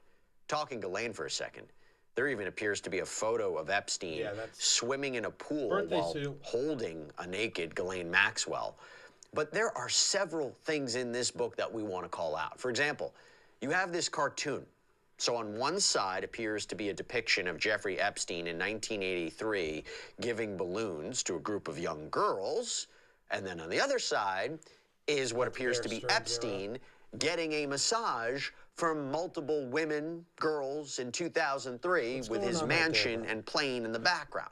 And one of the women is clearly near his private region, topless, has a back tattoo with J.E. enclosed in a heart, has the caption, "What a great country," seemingly talking about his progression in life. Yeah, I don't know who that's from.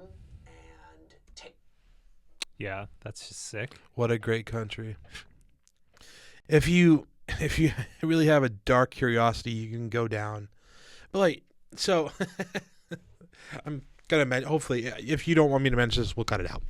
But me and you, we went through like a horror phase, right? Me, you, and another one of our friends. Yeah. And there's this movie called A Serbian Film. Is this not that? Like it's, yeah.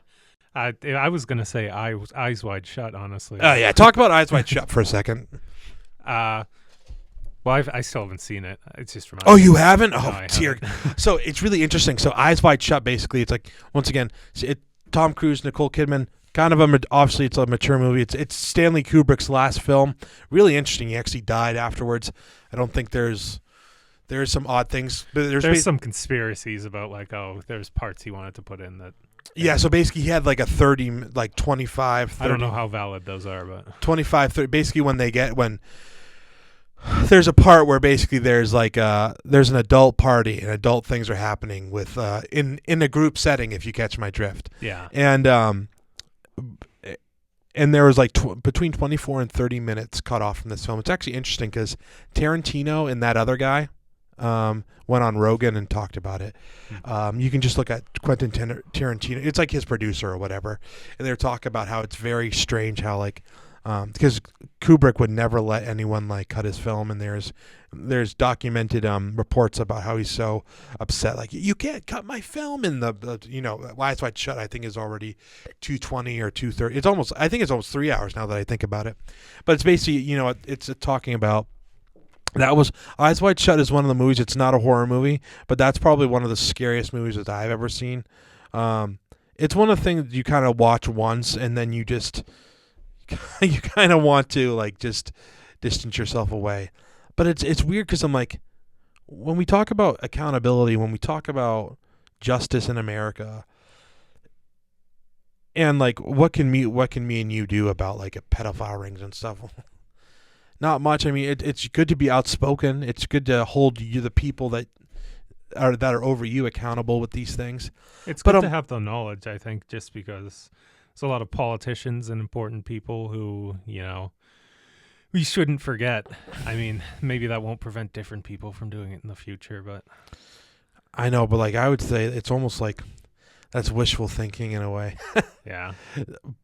But but you're not wrong to think that. I think it's probably it's a salute to your own mentality about like getting things better and obviously, but the whole thing is, especially once even like something like Eyes Wide Shut. It's so, it's about like, I'm trying to think about the right way to say it, where it's just like when it comes to the fact of like what can we do about any of this stuff actually going on, but I'm like, you can't also let society be, you can't let this run rampant in society, because like we talk about like being dishonest with money, or we talk about, or not dishonest with money, we talk about like the debt in America, right? Or we talk about even like race relations in America or different things in the world. It's like, well, you have to address some of these issues, right? And the thing is, like, I really like, no heads have rolled throughout Epstein. Like, whose reputations have actually been like fully owned? Like, isn't Bill Gates still? Bill Gates, there's more stuff that came out about Bill Gates in the new files. Bring it up right now. Well, supposedly he had sex with a Russian girl, I guess, who was provided to him by Epstein. This tracks with all the, once again, it was a lot of people women from Russia, Belarus, or whatever, that were specifically, this is stuff from the island, of course. Yeah, and there was just emails that were like, he was asking for antibiotics. He was asking Epstein how to slip antibiotics into Melinda's drinks or whatever, so that she wouldn't find out, and that they could just continue having sex. Absolute crazy, which is like, yeah, it goes a lot against Bill Gates. I don't know. I think he does have some like philanthropic part of his personality. Yeah, you have mentioned that. Yeah, he has a really good PR team, and it's like, absolutely, well, absolutely, man. Maybe he didn't even need to pay those people all those years, because like, I don't know what's going to happen to him. Yeah, now that there's even more evidence against him, he's not going to be arrested. Absolutely, man. I'd be curious to see how the Bill and Melinda Gates Foundation continues on. Like, I guess he could step away and it'll just continue, but yeah. Here we go too. Here's like just other things in the birthday book, and we'll wrap this up, because it just, if you want to look into it, you can, guys. But here's like a picture of an oversized check selling a woman to Trump for $22,000. Like, here's Epstein, and there's like faces that are blotted out. An uncredited drawing of Epstein and young girls. I mean, and the birthday book is it goes to show like like there's just endless jokes about Epstein's sex life. It's actually interesting. Someone tried to forge basically like Trump's signature, and once again there's little things too to learn about. Like I said, there's still a lot of dark stuff we have to cover. So if you really want to look at the birthday book, you can. But once again, I'm like, how is this stuff like not evidence of what's going on though? Like, yeah, doesn't make any sense. This is a batch of Epstein photos, or some of these Epstein emails. This is interesting. Like Epstein having merch from Israel, the IDF. Yeah, just more stuff of him and Clinton. These are once again, these are pictures of where like if their names, if their faces are blotted out and you got pictures of them, they're on a plane. How is it not sex trafficking? Like, it just tough. Like, just these photos are just really, really tough to get through, man. It just, I think there's this one. Once again, here's Clinton in a hot tub with a woman with her face blocked out. Ghislaine, dude, Michael Jackson. Michael Jackson, yeah. What do you think about the Michael Jackson allegations too, about him being into kids? Do you think they're legit? I think it's possible, yeah. It's possible he's a pedophile. It's possible that he's also just damaged psychology, damaged from an abusive childhood. And like, what was his biggest thing? Like, where did the abuse start in his own life? It was his dad, I think. Just being a child star? Because they were like the Jackson 5, all of the kids, and like the dad would like force them to rehearse all the time, and he'd scream at them, and that's why they were all so talented, because they were forced into it at a young age. This is Mick Jagger and Clinton, and a woman with her face blotted out in the middle. Like, dear God, man. So there's just more like context once again, guys. Moving on. Once again, if you guys are hanging with us, shout out to you. It's just impressive that like anyone would stick with us. Thanks for sticking around for part 3. Yeah. So I've had some other takes, Dan, about once again, like oh well, this is sex trafficking. How can this be, and whatever. here's a I got, to be fair, this picture is specifically on Reddit, so obviously Reddit is the heart of the internet, but it's not always the most. There's a lot of stuff you can find on Reddit just in general, but I think this is just the link. I found the link on Reddit, but it's from. Yeah, these are all photos from the releases. Right. So here we go. Here's some context about what I'm about to show you guys. Democrats on the House Oversight Committee have released additional photos from Jeffrey Epstein's estate, which show Bill Gates, Noam Chomsky. Who is he, by the way? He's like a philosopher. That's He's what I written a thought. lot of books. Yeah, he wrote Manufacturing Consent. Oh, really? Yeah. So this is basically, if you look at some of these texts, basically this describes the rest of the paragraph as photos of a woman writing on her and a screenshot of a conversation where a person is discussing sending girls. So I'm like, I don't know how this isn't evidence of sex trafficking. I'll try to see if I can blow this up on the screen. I don't try to send someone else. I have a friend, Scout. She sent me some girls today. This must be Epstein texting because he can't. But she asks $1,000 per girl. I will send you girls now. Maybe someone will be good for Jay. Oh, this is someone probably texting for. Yeah, that must be for This is Jeffrey. giving someone's name, 18-year-old, height, measurements, weight. Yeah, Schengen that's like the. This they is have a Russian European girl. visa. Yeah. Yeah. And so. And these viewer discretion advised right now, guys. Just so you know. So we mentioned the book Lolita. Yeah, I'm gonna it's hand a it over book, to you, Dan. A book from the perspective of a pedophile, which is, I think the authorial intent was supposed to be like different, but like American Psycho, like, oh, you're reading into the mind of this sick person. That is and this thank you how for they mentioning think. that. Yeah, because it's not just pedophile books aren't just like overall rampant, but it's yeah, but like this book has a really bad reputation because.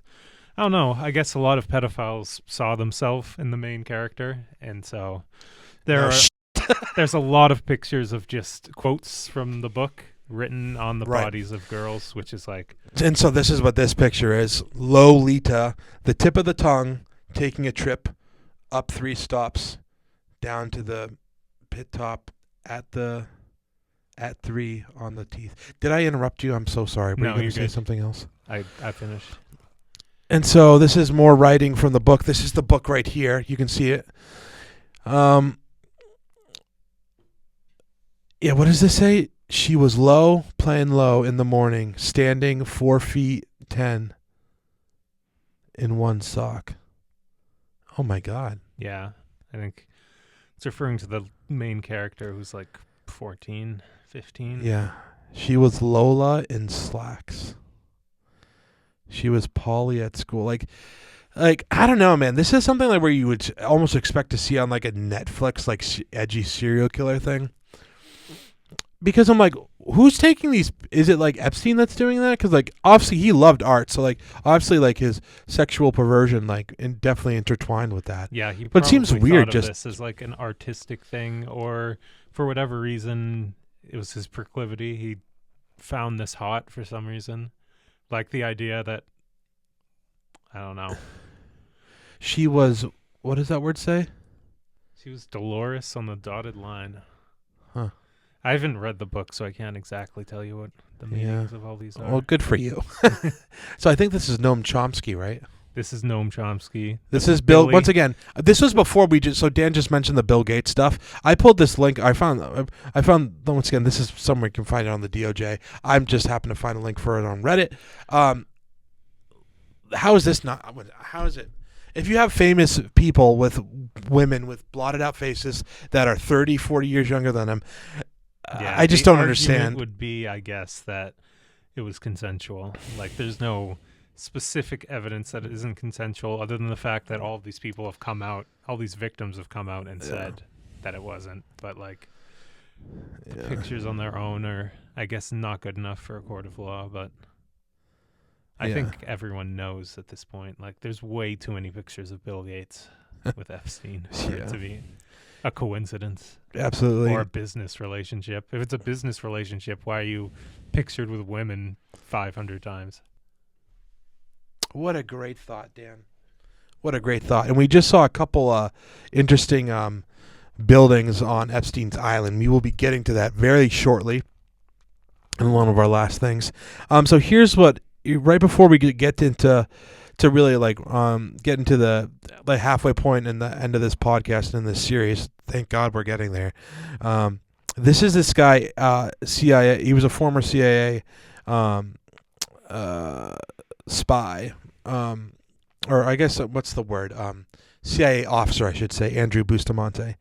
And this is about probably one of the more controversial takes, everyone, on Jeffrey Epstein and the FBI. And so I'm not saying you have to agree. I just want you to hear this guy out, and I want you to think outside of our normal perspective regarding how we see Epstein and think of it as like a national security threat. Once again, think of Mike Johnson who are using that as like a BS version, but think about this as a guy who's seen and experienced all these crazy things. Like this guy, I found out about this guy Andrew Bustamante through one of my favorite podcasts, Julian Dory, where he once was describing about like the host Julian like asked him like, hey, what's some of the worst things you've ever seen? And he's like, oh well, like children being like sold to like people in Africa basically, and there's nothing you can do about it as a an officer like on outside of the country. So I'm here, I'll pull up the timestamp right here, and I think once again, guys, it's pretty extreme, his take on this, but I think it actually makes, sadly, a lot of sense. So Dan, I think you'll have a lot to. I'm excited to hear your feedback. Why do they make those redactions? Because they're protecting other cases that they're trying to close for criminal conviction. So release the files. What's laughable to me is that they can release the files, and the average American still won't see them because they're not going to be released to the public. They'll be released to subcommittees. They'll be released from the current kind of bucket of control they're in the Justice Department, and they'll be released to the Legislative Department. And then the Legislative Department and the subcommittees there will determine whether or not it should be released to the public or it should go right back to the Judicial Department because we have to protect XYZ case. Epstein as a CI was incredibly valuable because as much as he did bad things, the people that he had in his sphere of influence did worse things in the eyes of the Wait law. for it. This is an uncomfortable truth that people need to understand. In the eyes of national security, a pedophile is not that big a risk. That sucks, but it's true. If you're trying to protect a country, if you're trying to protect national secrets, if you're trying to protect our ability to win a war against China, a guy having sex with an underage child is not that important.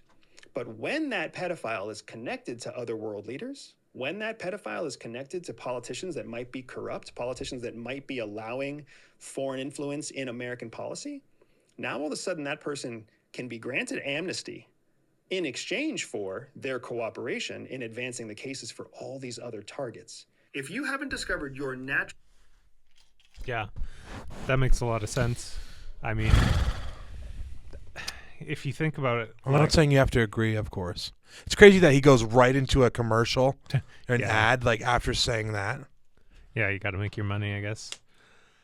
I mean, it's perfectly plausible. I mean, even if he wasn't intentionally running a blackmail operation, he had so much blackmail and so many people.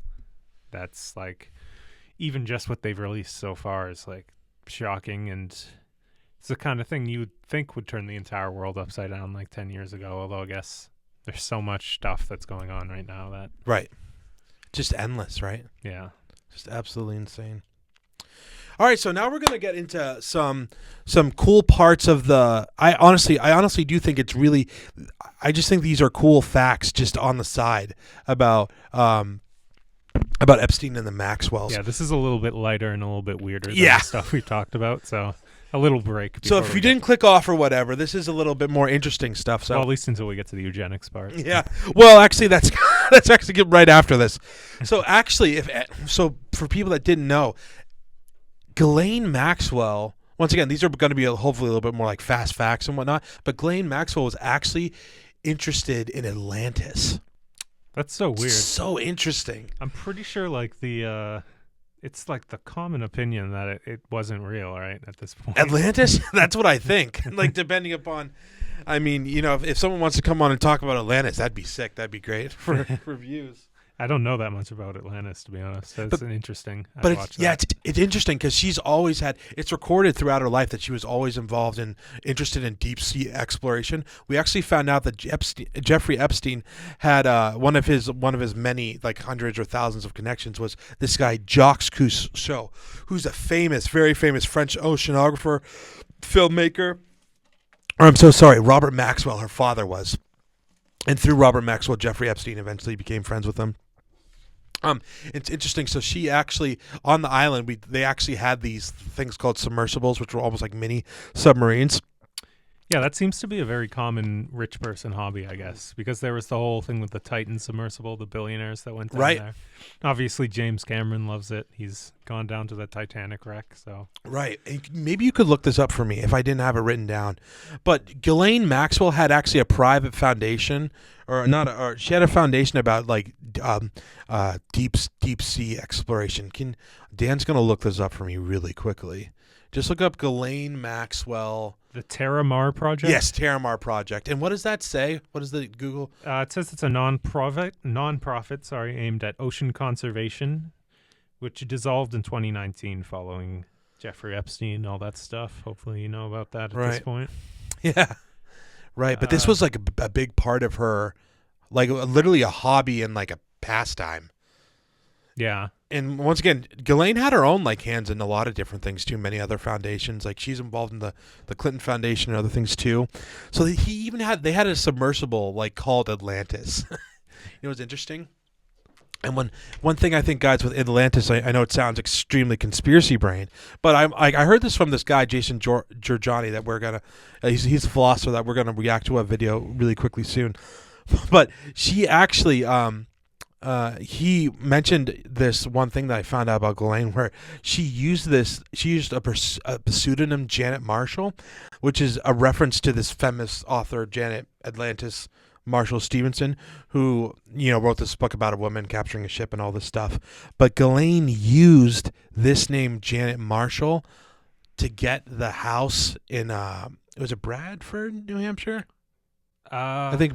Where was it? I'm so sorry, guys, that I don't have I have most of my facts straight, but not this one. So it's a long haul, this podcast. I think it was Bradford, New Hampshire, if I was mistaken. Yes, it was. She was in Bradford, New Hampshire, in her $1 million property.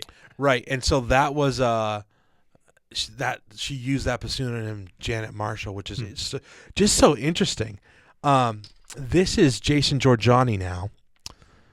He's talking about the temple on Little St. James. Right, that's the building that you often see in like drawings or images of the island.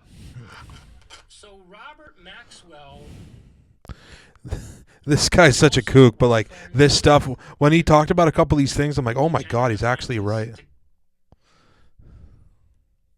This is that if she's using the name basically Janet Atlantis to get this property in New Hampshire, and she named Epstein's submarine the Atlantis submarine, and she grew up, you know, with Jacques Cousteau having been her father's buddy, and he's searching for Atlantis his whole life. Well, it stands to reason, and the reason that there's an Atlantean temple on Little St. James, it's a temple dedicated to Poseidon. I'll add this in post-production, but we actually already saw a couple pictures. So Poseidon established Atlantis in the Greek myths, and this... So he goes on to describe this, and there's just one other part I wanted to show. Right here. And connecting with the Atlantean mythos through his relationship with her. Find a picture of his Zorro Ranch Atlantis maze. Women were taken there and held there. In some cases, women were. That's exactly how Plato describes the structure of Atlantis. Yeah. The three concentric. So I know it's a little crazy, but like, isn't it weird how this stuff's like kind of connected in a way? Yeah, I guess if you're like super rich and you got a lot of money to build stuff, you can just like, I don't know, right? Put any kind of symbology that you're interested in. Right, but it's so interesting because you're like Atlantis. Like Atlantis isn't even isn't a real place, but it was something that like she was deeply involved in. But once again, Janet Marsh, the pseudonym regarding the Bradford property was.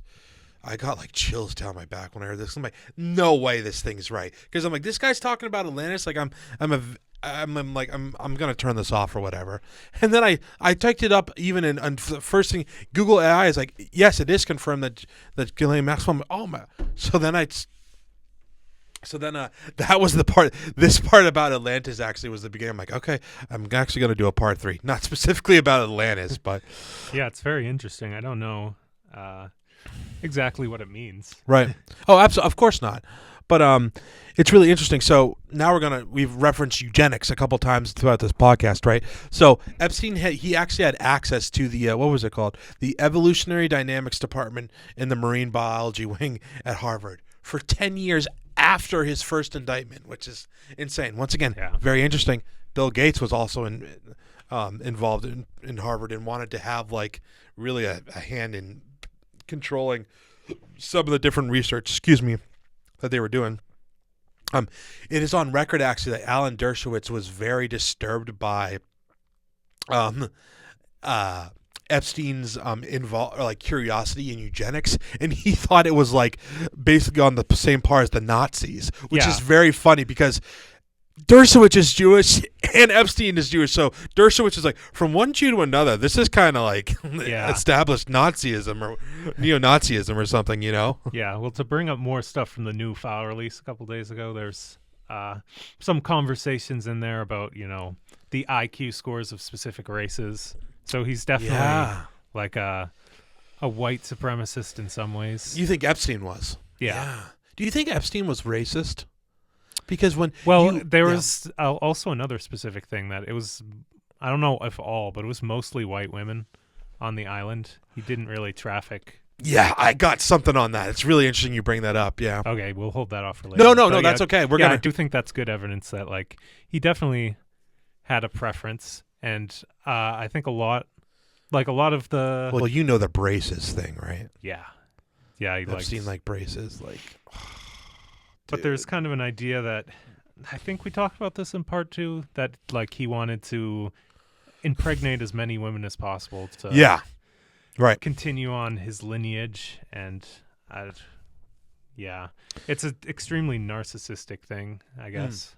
Like, I'm so superior to everyone else that if there are more people with my genetics out there. Right, and we learn about how Ghislaine even talks about all these women that they traffic, and like they are literally trash. Like, so they maybe racist is like a little bit of a jump, but at least what's the word, classist or Yeah, he looked down upon the kind of poor women that he would have preyed on. Right. And so now... Which is probably how he justified it to himself, what he was doing. Oh, like, of course. Oh, these aren't people in the same way that I'm a person and Ghislaine's a person. They're lesser. Do you think Epstein had any guilt or any do you think he even needed to justify anything? Because once again, I just want to know what made him soulless. Is it just one of the super rare cases where he was just so his brain chemistry was just nuts and he became a psychopath and all this stuff, or what helped and encouraged his sexual deviancy? I guess it's just power. I can't imagine he had any empathy, and if he did, it wasn't strong enough to counteract. Of course, yeah. I'm not making a case for Epstein, obviously.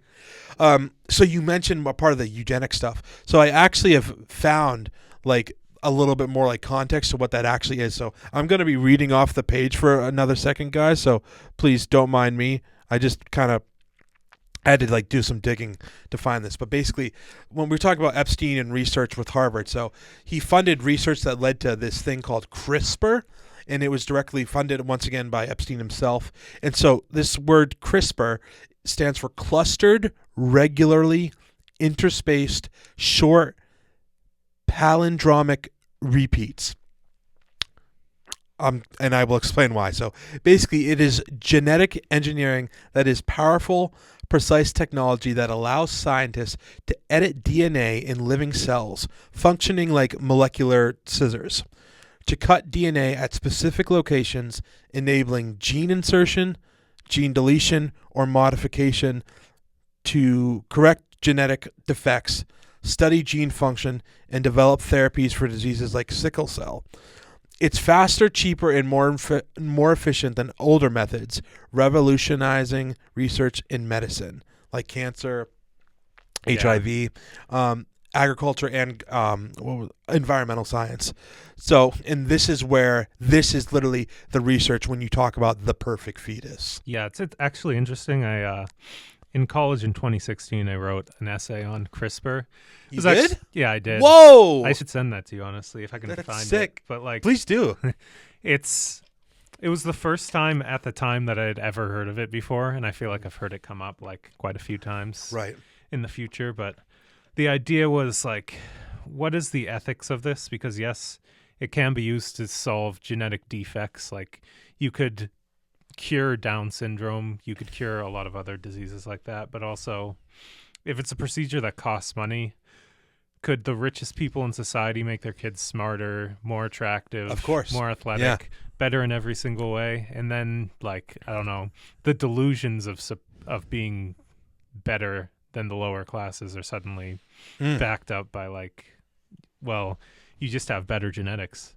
And then I don't know what happens to the lower classes then when you're treating them with even less regard, because they probably still have these genetic defects, and it's just a really, really, I don't know. I think in our current society, it's not a good idea. It's not a good thing to be introduced. I don't think it is either, you know?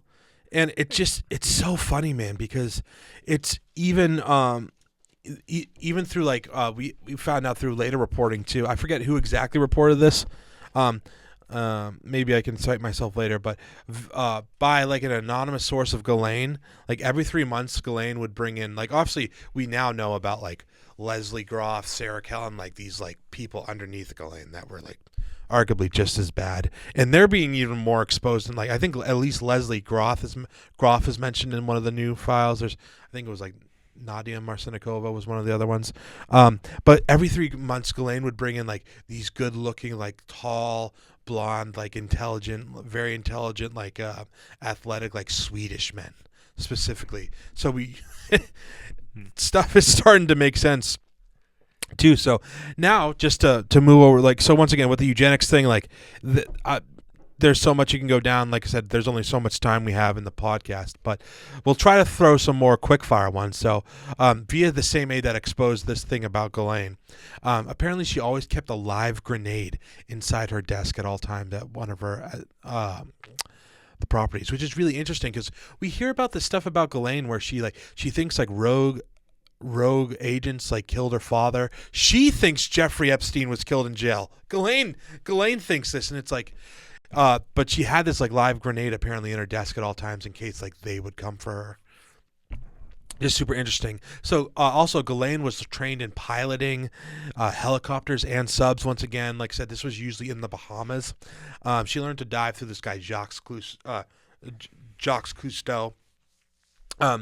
But she wanted to be a marine biologist actually, and it's reported once again through like her mom's memoir and other reporting with the Maxwells that her father's like, you're not going to be a marine biologist, you're going to be a businesswoman, which is so interesting. Once again, that follows the narrative of her dad being domineering and everything, you know? Epstein and Maxwell actually met with Fidel Castro because they wanted permission to dive off the coast of Cuba. That's interesting. I didn't hear that. Yeah, and it's interesting. I didn't hear that. Yeah, and I think he's actually there's a picture of them with Castro at some point, with like all those pictures in the New York mansion. One really interesting thing that guy, you know, in that podcast, Jason Giorgiani talked about, he brought up this question, I'll just quote it here, where if Epstein had like all this access to the deep state and whatever, why was he trying to fund all this research and do it like quietly by himself? It's so interesting. Yeah. Yeah, I don't know. I mean, I guess you have to ask where did he get his money in the first place, which Oh, is... yeah. Well, but we kind of know now, I think. I think some of it came from Robert Maxwell, and then we know the stuff about Leon Black, and then Les Wexner. So it came from, like, everywhere. But also, obviously, it's still a huge question. I think now with some of the new files, too, this is only via Reddit, so nobody take it as gospel. But apparently, like, Epstein was involved in, like, research regarding, like, underground... like building like underground like not bunkers but like cities, which I'm just throwing that out there into the ether. Like, we'll see what happens with it, and if anything else changes or if I'm completely wrong, I will correct myself. But just moving on to, like, we've talked about this too, Harvey Weinstein and Epstein were associates. Yeah. Like, it's of course they were. Expect, of course they were. We saw Kevin Spacey earlier too, and it's like, yeah, you'd expect him to show up somewhere, wouldn't you? Yeah. Apparently, like, Epstein would use Harvey Weinstein's name to, like, lure in the girls and, like, get, like, connections with them, because this is probably when he's probably still, like, with Lex Wexner, like, trying to label himself here and there as, like, whether it's the philanthropist thing or him trying to be, a talent scout for, Victoria's Secret. So that kind of follows in there as well. Epstein never drank or did drugs. Like, here and there he would have wine, but, like, that's what I don't understand, where it's like, but you're, like, salacious and you throw all these parties and stuff, and once again, these parties aren't in public. Like, and that's the thing we learned about, once again, you brought up, like, Elon Musk and whatever. Like, he mentions the stuff about Trump. He's like, I was offered to go to the island, but I refused. Now we know emails where you're asking about, hey, which time do you have the actual, the craziest parties? Yeah. And, like, are there girls going to be there? Like, you mentioned, like, did he do, like, the wink emoji or whatever in the email? Well, he was just saying, like, I hope the girls are hot or whatever. Like, yeah. It's just so interesting because, like, with Epstein, it's like you would think that, like, being, like, allegedly through Virginia Giuffre. Once again, also going back to the eugenics thing, Virginia Giuffre confirms about, like, they wanted Epstein and Ghislaine both. She also talks about in her memoir how they both came to Virginia, like, hey, we're going to, like, you're going to bear our child or whatever. And then that's soon after she's able to. She makes a whole stink about things and goes to Thailand, and then she kind of breaks off and finds her other husband, But it's interesting, man. Like, I think about when it comes to Epstein not, like, drinking or doing drugs and having, like, a clear mind. I wonder if, like, does that have to do with, like, being able to hold power over people? Yeah, maybe it's like a control thing. Like, he doesn't like the feeling of when you're drunk or high or whatever, and you can't fully, have control over your own mental capabilities. I know some people who don't drink or do drugs for that reason, and maybe it's just unrelated to... Think about all the intelligence stuff, though, now that we know. Like, now, like, even, like, once again... He definitely seems like a hedonist, like the type of person who would get his pleasure whatever way he felt like. Absolutely, man. But maybe he felt like he had to be... Sorry, continue.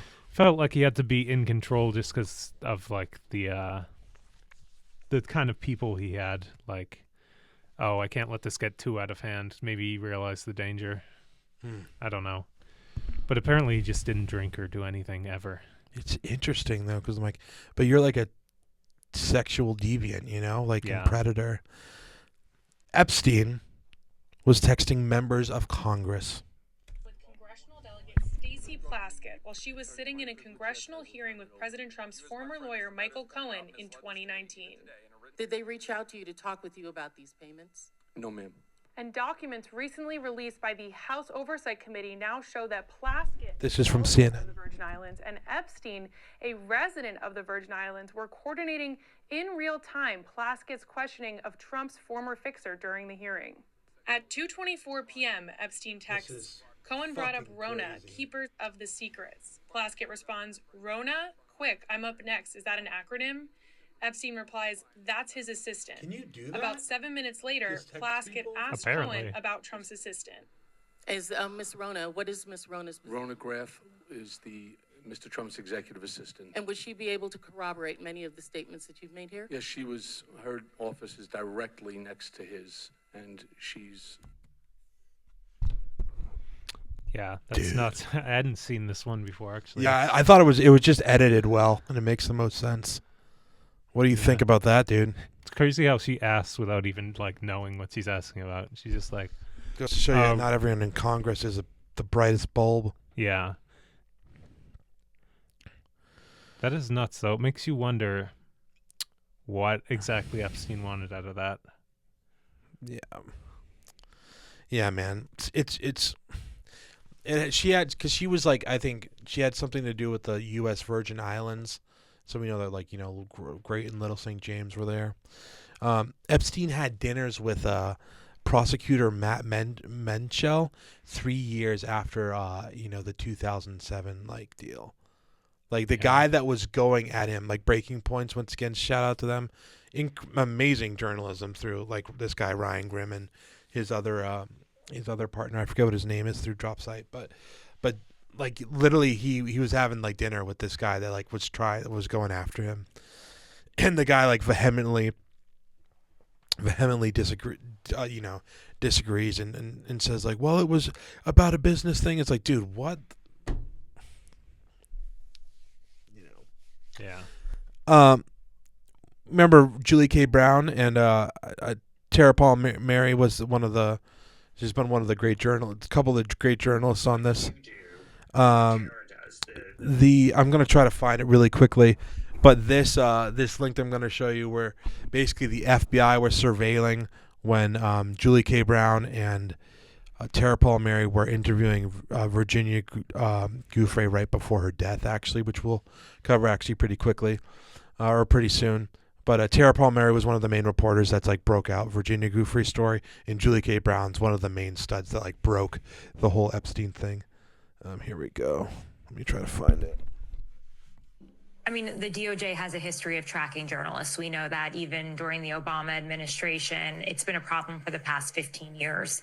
I am in shock, but I'm really not surprised. I mean, Julie was about to break open a major story, and they were aware. For everyone who's ever listened to my podcast, Broken, Jeffrey Epstein, which actually Julie was the executive producer on that podcast, you can hear that the FBI actually called the house that Virginia and I were at of a witness. And then that night, her phone broke, and I think it was from being pinged by the feds that were following her around. They are very sensitive around this case. I mean, I don't think that was a coincidence, and I'm not a conspiracy theorist, but I was with Virginia at the home of a major witness in the case. Really quickly, too. Well, I guess that's enough on that. But basically, they were interviewing this one of the guy, the house manager, Juan Alessi, who was one of the guys that was one of the house managers at I think it was the New York place. So we also thought about, like, how in the part one we talked about Courtney Wild and her being, not only threatened and, like, oh, Dershowitz is like, hey, check her MySpace page, like, she look how she dresses, she's like a hoe, you're a prostitute. It's like, she's 15, you like, yeah, that's crazy. I don't know if you saw the Megyn Kelly clip too, where she's like, Jeffrey was just he's not a pedophile, he's into 15-year-old ladies. Dude, that's the thing. Like, Megyn Kelly, she's not, like, the worst, man, but she's like, I know she is aware of, like, things going on, and she's been, like, a solid, like, voice for, like, I guess the conservative thing, but, like, I think she's late to everything. Yeah. Like, just the whole thing about, like, oh, Jeffrey liked young women, but it wasn't, like, that young, but I'm like, and we've talked about a couple nuance things, or a lot of nuance in guarding, and knowing Epstein and really doing deep dives, you have to get into all the nuance. But I'm like, that's a terrible take, in my humble opinion. Yeah. I don't hate Megyn Kelly or whatever, but it's for me, it's like, she just randomly, like, started getting worked up about, man, like, people are calling me anti-Semitic and whatever. And Charlie, I'm like, dude, where were you 2 years ago on this? Like, I'm so surprised that you have this take now. Like, yeah. Crazy. That would be one of my examples of a grifter. So, anyways, we're almost at the end, guys. Thank you for sticking around. But we just got a couple more things to get through, And hopefully, like I said, if everyone likes this podcast and you want to support me, if you could share it and like it, subscribe, it would be awesome. But especially too, growing on Spotify and getting more followers on YouTube would be amazing. But more stuff about Ghislaine, right? So Ghislaine, do you want to talk about so she spoke at the UN 9 times. Yeah, she was I guess that was part of her whole activist part. I know. Her activist persona, I guess, before.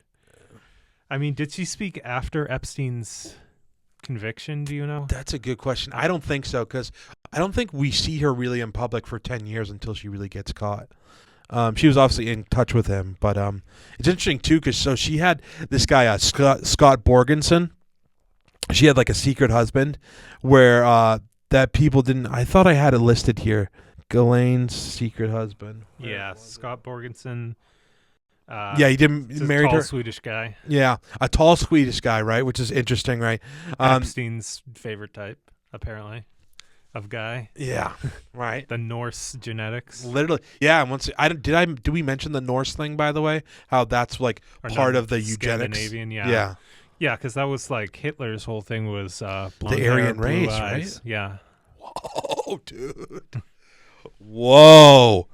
It's interesting too because this guy Scott Borgenson, like he had a crazy company that I haven't been able to put that much time into it. But this guy that was covering it, Jason Giorgiani, was saying how Scott Borgenson's company was known as the NSA of the seas, so that his company controlled all.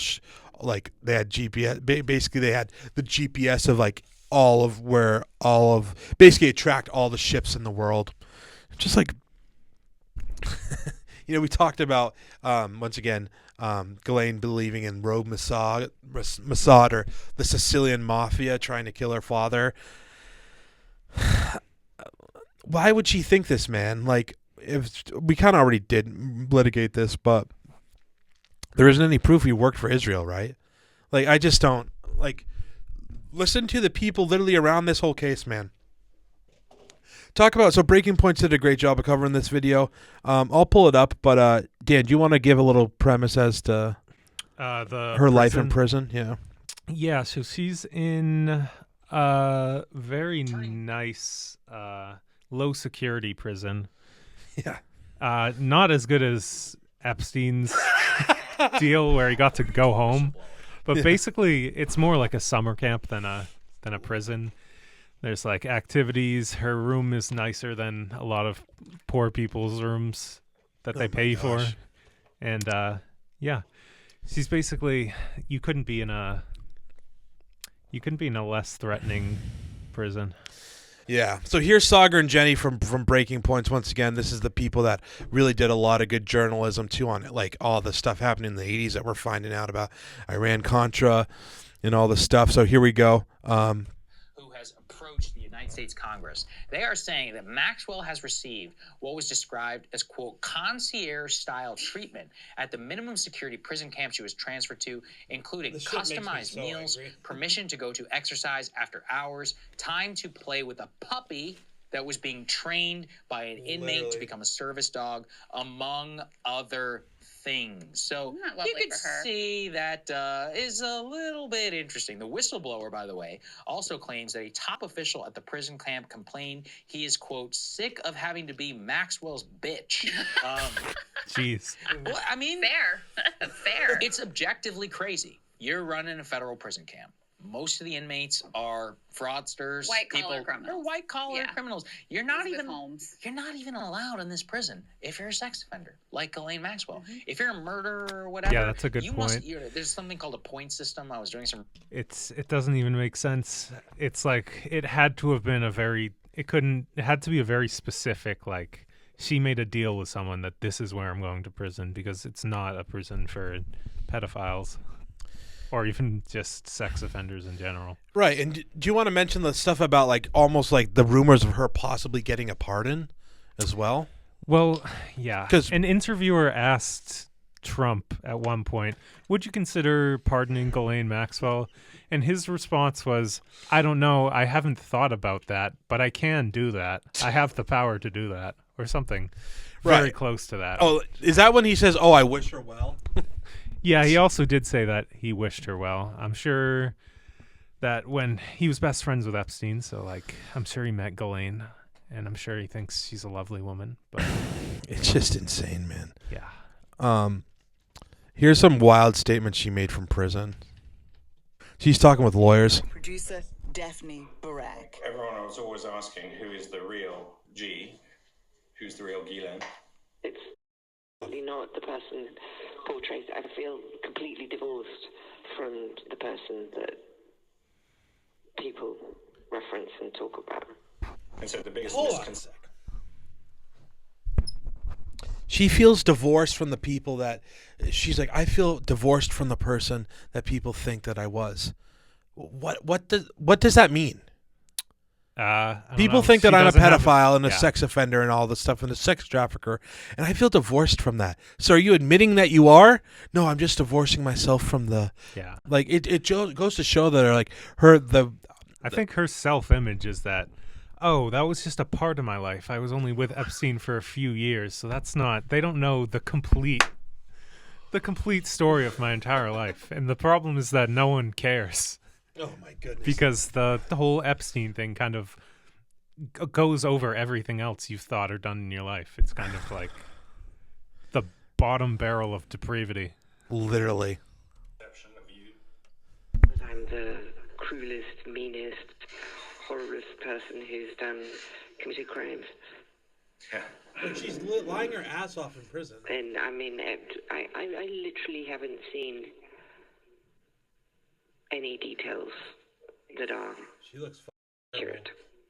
For many, it's a galling PR campaign by Maxwell and her brothers Kevin and Ian to set the record as they want the world to see it. My sister is no monster.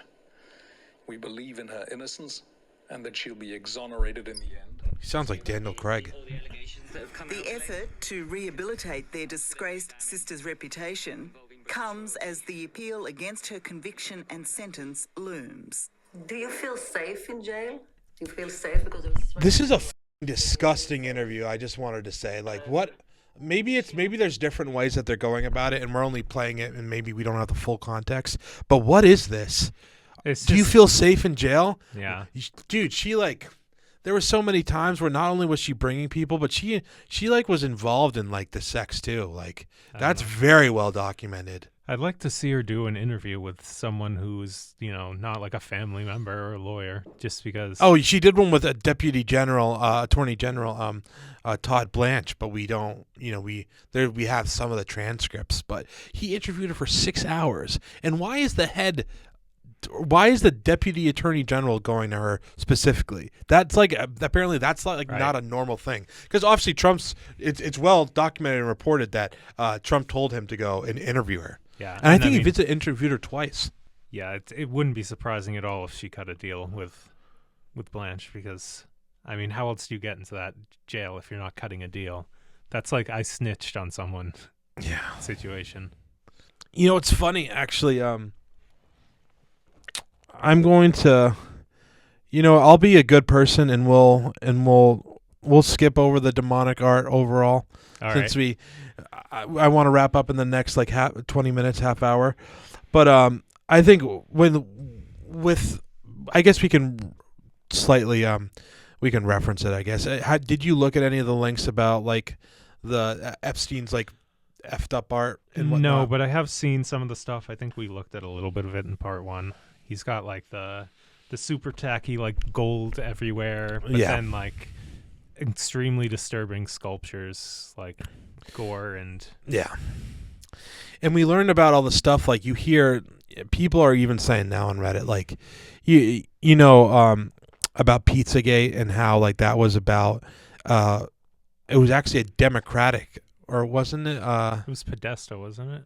John Podesta, basically, who was like a guy underneath Clinton who had these like crazy pictures with this like satanic art, and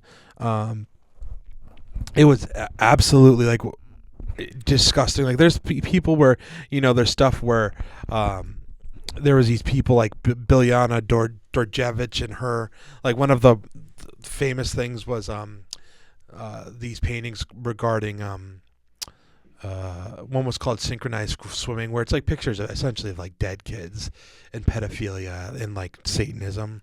And obviously I even showed in the first trailer about like Epstein's like sick art and whatnot, and there was pictures like in his all over the place. I actually ended up doing a crazy, a very insane deep dive myself, basically, when it came to where is it? I have it right here actually, where we get to see this is actually like from the, I think there's about 4,000 pictures that the FBI took of Epstein's New York mansion. I actually happened to find a link where we actually, like, you get to see all of the I'm sorry I pulled up this thing first. This is basically the control room that was at Epstein's, basically like a proof of like kind of the blackmail and whatever. But here's part of the, so if you guys look at this, I'll try that's to. the Billclinton address. This is the exact. Remember when I sent you this over Snapchat like about a month ago? I was losing my shit, dude, in my own room because I was like editing and I was working on the stuff, and this was like, I don't know if it was during the weekend or whatever, but no one was home at my house, and I was just like in my own room, like, what the like, how am I gonna get like killed or whatever seeing this? But basically, it's like there's like from the. Basically, whatever. I'm trying to, as you walk into this place, Epstein's place, you get to see like this is the photo of Bill Clinton in a dress, essentially, and this is one of the highly debated topics regarding Epstein and blackmail, and the person that made this actually I've made like some like strange statements regarding this, and it's like, you have a former president like in a dress. It just goes to show you that like he owned everyone, and there was just quite the power grab, Yeah, that's so bizarre. It's so creepy, man. And there's so much of the, once again, even if you really want to go and down to the disturbing art, you can. But I just kind of I worry people, like. I warn people, it's like, this is where there's like, you get to like that spirit that like was on Jeffrey Epstein or whatever, like regardless of whether if someone you believe in God or the devil, like I do myself.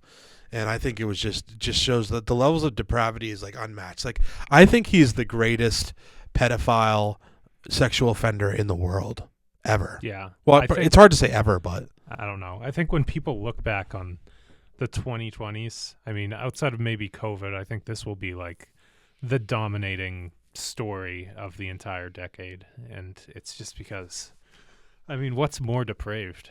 What's worse? What's been a worse scandal in American history? Like, this makes like Bill Clinton's thing like nothing. Bill Clinton and like Watergate and like, I don't know. I just feel like Watergate's nothing compared to like literal child trafficking ring. I know we've kind of just emphasized over and over again how disgusting it is, but yeah, like even it's still all kind of unbelievable almost, even though we've been in it for so long. Absolutely. And we know now, man, like Epstein would literally check IDs for the Daily Mail. I won't pull up the link for everything, but the Daily Mail reported that Epstein would check IDs of girls that were coming in like for the opposite reasons. Like, if she too old, and once again, one of the reasons why they really let Virginia Giuffre go is because she was like, they had her at 17 or whatever, and they let her go at like, 20, 21, 22, because Jeffrey considered them too old. Other crazy things too about narratives about Epstein too is like, we obviously know that like with Robert Maxwell, we covered him pretty well about how he was really a spy for Israel, Russia, MI6 and all this different stuff. Like, even like 3 different doctors like disagreed on Jeffrey Epstein's death. Like, they had like different people come in and check on. And once again, we have the whole story about the hyoid bone that we covered. But this one guy, Michael Baden, this forensic pathologist, listen to this. This is a guy who worked on the autopsies of John F. Kennedy, Martin Luther King, O.J. Simpson, Jeffrey Epstein, and George Floyd. Like, just the amount of like you worked on all of these autopsies. Like, that doesn't sound right. Yeah. And he was hired by Mark Epstein, Epstein's brother, and he came to the conclusion of homicidal strangulation. But it's very interesting because whenever he's hired by like the family or the government, like in support of whoever died, he always takes the side of whoever hired him. So it's almost like regarding the Epstein's death and whatnot, you can't fully, you don't ever really know about what's going on. Yeah. So once again, wrapping up like all the creepy and spiritual, if you want to get into the Epstein art stuff, I think it takes a lot of time, guys. And once again, down that rabbit hole, we're trying to wrap it up. I know we've done like hours upon Epstein. Yeah, but I'm sure you can put a lot of the art stuff into the intro just to show like the full. There's so much of it. Yeah, and so I think like wrapping up a couple of the last these last things about Epstein in regards to like even Leslie Wexner had this thing called the Dybbuk, or how do I pronounce it? It's spelled DYBBUK. We're basically like Leslie Wexner is talking about like in the 80s, there's an article where it's like covering about him and his rise to wealth, being a poor Jewish kid and then becoming like, worth $5 billion. And this guy talks about how every day he has this this like demon that like that gives him this like this, like it's always there in the morning when I have my coffee, and it always like pushes me to be more and never satisfied. And it's like, what is the amount of like, there's just endless rabbit holes with Epstein, And I think too, when it comes to I wanted to pull up, this is a link with my one of the podcasters I really follow, like I said, Julian Dorian, Danny Jones, who we watched a part of his podcast with about Atlantis with Jason Giorgiani. This is my this guy Julian Dorian's take about with Epstein's death, like the actual timeline of when it was released is makes I've never heard this anywhere. I think this is incredible. Put credence into, you want to talk Epstein, of course, like that guy didn't kill himself. There's certain things that are just, you could tell, like they make it so obvious, which is sad that people can't see that. Who was the latest person that killed themselves? Jean-Luc Brunel. Yeah, the French model agency guy. Now, you want to know about that one? That's so interesting to me. Jeffrey Epstein killed himself in the wee hours of a Saturday morning in August. August is statistically, I believe, the slowest news month of the year. We know that Friday, after 10 p.m. on Friday, before 1 or 2 p.m. on Saturday, that is the slowest statistical news time of the week. This man killed himself at 2 a.m. in a jail. People aren't looking at their phones or watching the news. Yeah. In a jail where there is the guy who gave this dude his first job ever. Like, you can't make this shit up. And at least people were somewhat on it then. So now Jean-Luc Brunel spends whatever it was 2 years. And you get the idea, but like the timelines of the news, the way they released each part of his death, it gets to the point where like there's no, like it's so rampant that there can't be, like, how can you not, like, do you just give up in the face of evil? Yeah, I don't know. Like I said, we'll start to wrap up now and do our concluding thoughts. I feel like, I don't know. I'm not trying to make any predictions, but I do hope that this is just like a particularly dark moment in American history that we will one day move ahead on. And I'm not saying that all the people who are guilty are going to be getting the justice that they deserve, because I don't think that's realistic. But I do think that we are at a tipping point, and I do hope that something happens. Yeah. So let's I'm going to show 2 more links, and then I just wanted to really give closing thoughts, and then we'll get out of here and we'll conclude this frickin' series, okay? All right. Thanks, man. You're a legend. All right. So this is this guy, Andrew Bustamante, once again. This is where I wanted me and you to litigate if he was, what type of intelligence person he was. I have long said that if he was a CIA, if he was an asset for an intelligence company, an intelligence agency, it could be Mossad. Mossad would run a guy like that all day long, right? Mm-hmm. And there's definitely intelligence value in Epstein. Sure. This is the idea of what's the FBI or CIA. What if he wasn't tied to foreign intelligence at all? What if he was tied to FBI? What if he was a covert informant which is an intelligence asset, for FBI. I think that's possible. The reason I'm saying this is because somebody brought to me the idea that that there could be a connection between how he made his money, which nobody understands how he made his money. Right. But we all know that he was involved in the efforts to help other people hide their money and oversee bank accounts. So if he's helping and everything, people hide their money, he's already engaging in illegal activity. That makes him a prime target for FBI. All the sex trafficking, child stuff aside, if he's helping rich people hide their money offshore so they don't pay taxes, that is an FBI issue. And if FBI finds him in the middle of this mix, and that would explain how he makes so much money. Because if you're helping other people find money, you take a fat commission on that. And if they're rich enough, they don't even feel the commission that you're making. What do you think? Yeah, it's very interesting. So like I said, we'll conclude the intelligence debate, and then we'll wrap up on final thoughts. Because when I think with the FBI thing, like, it makes a little bit of sense regarding if he was, because my thought is, like, was he Mossad?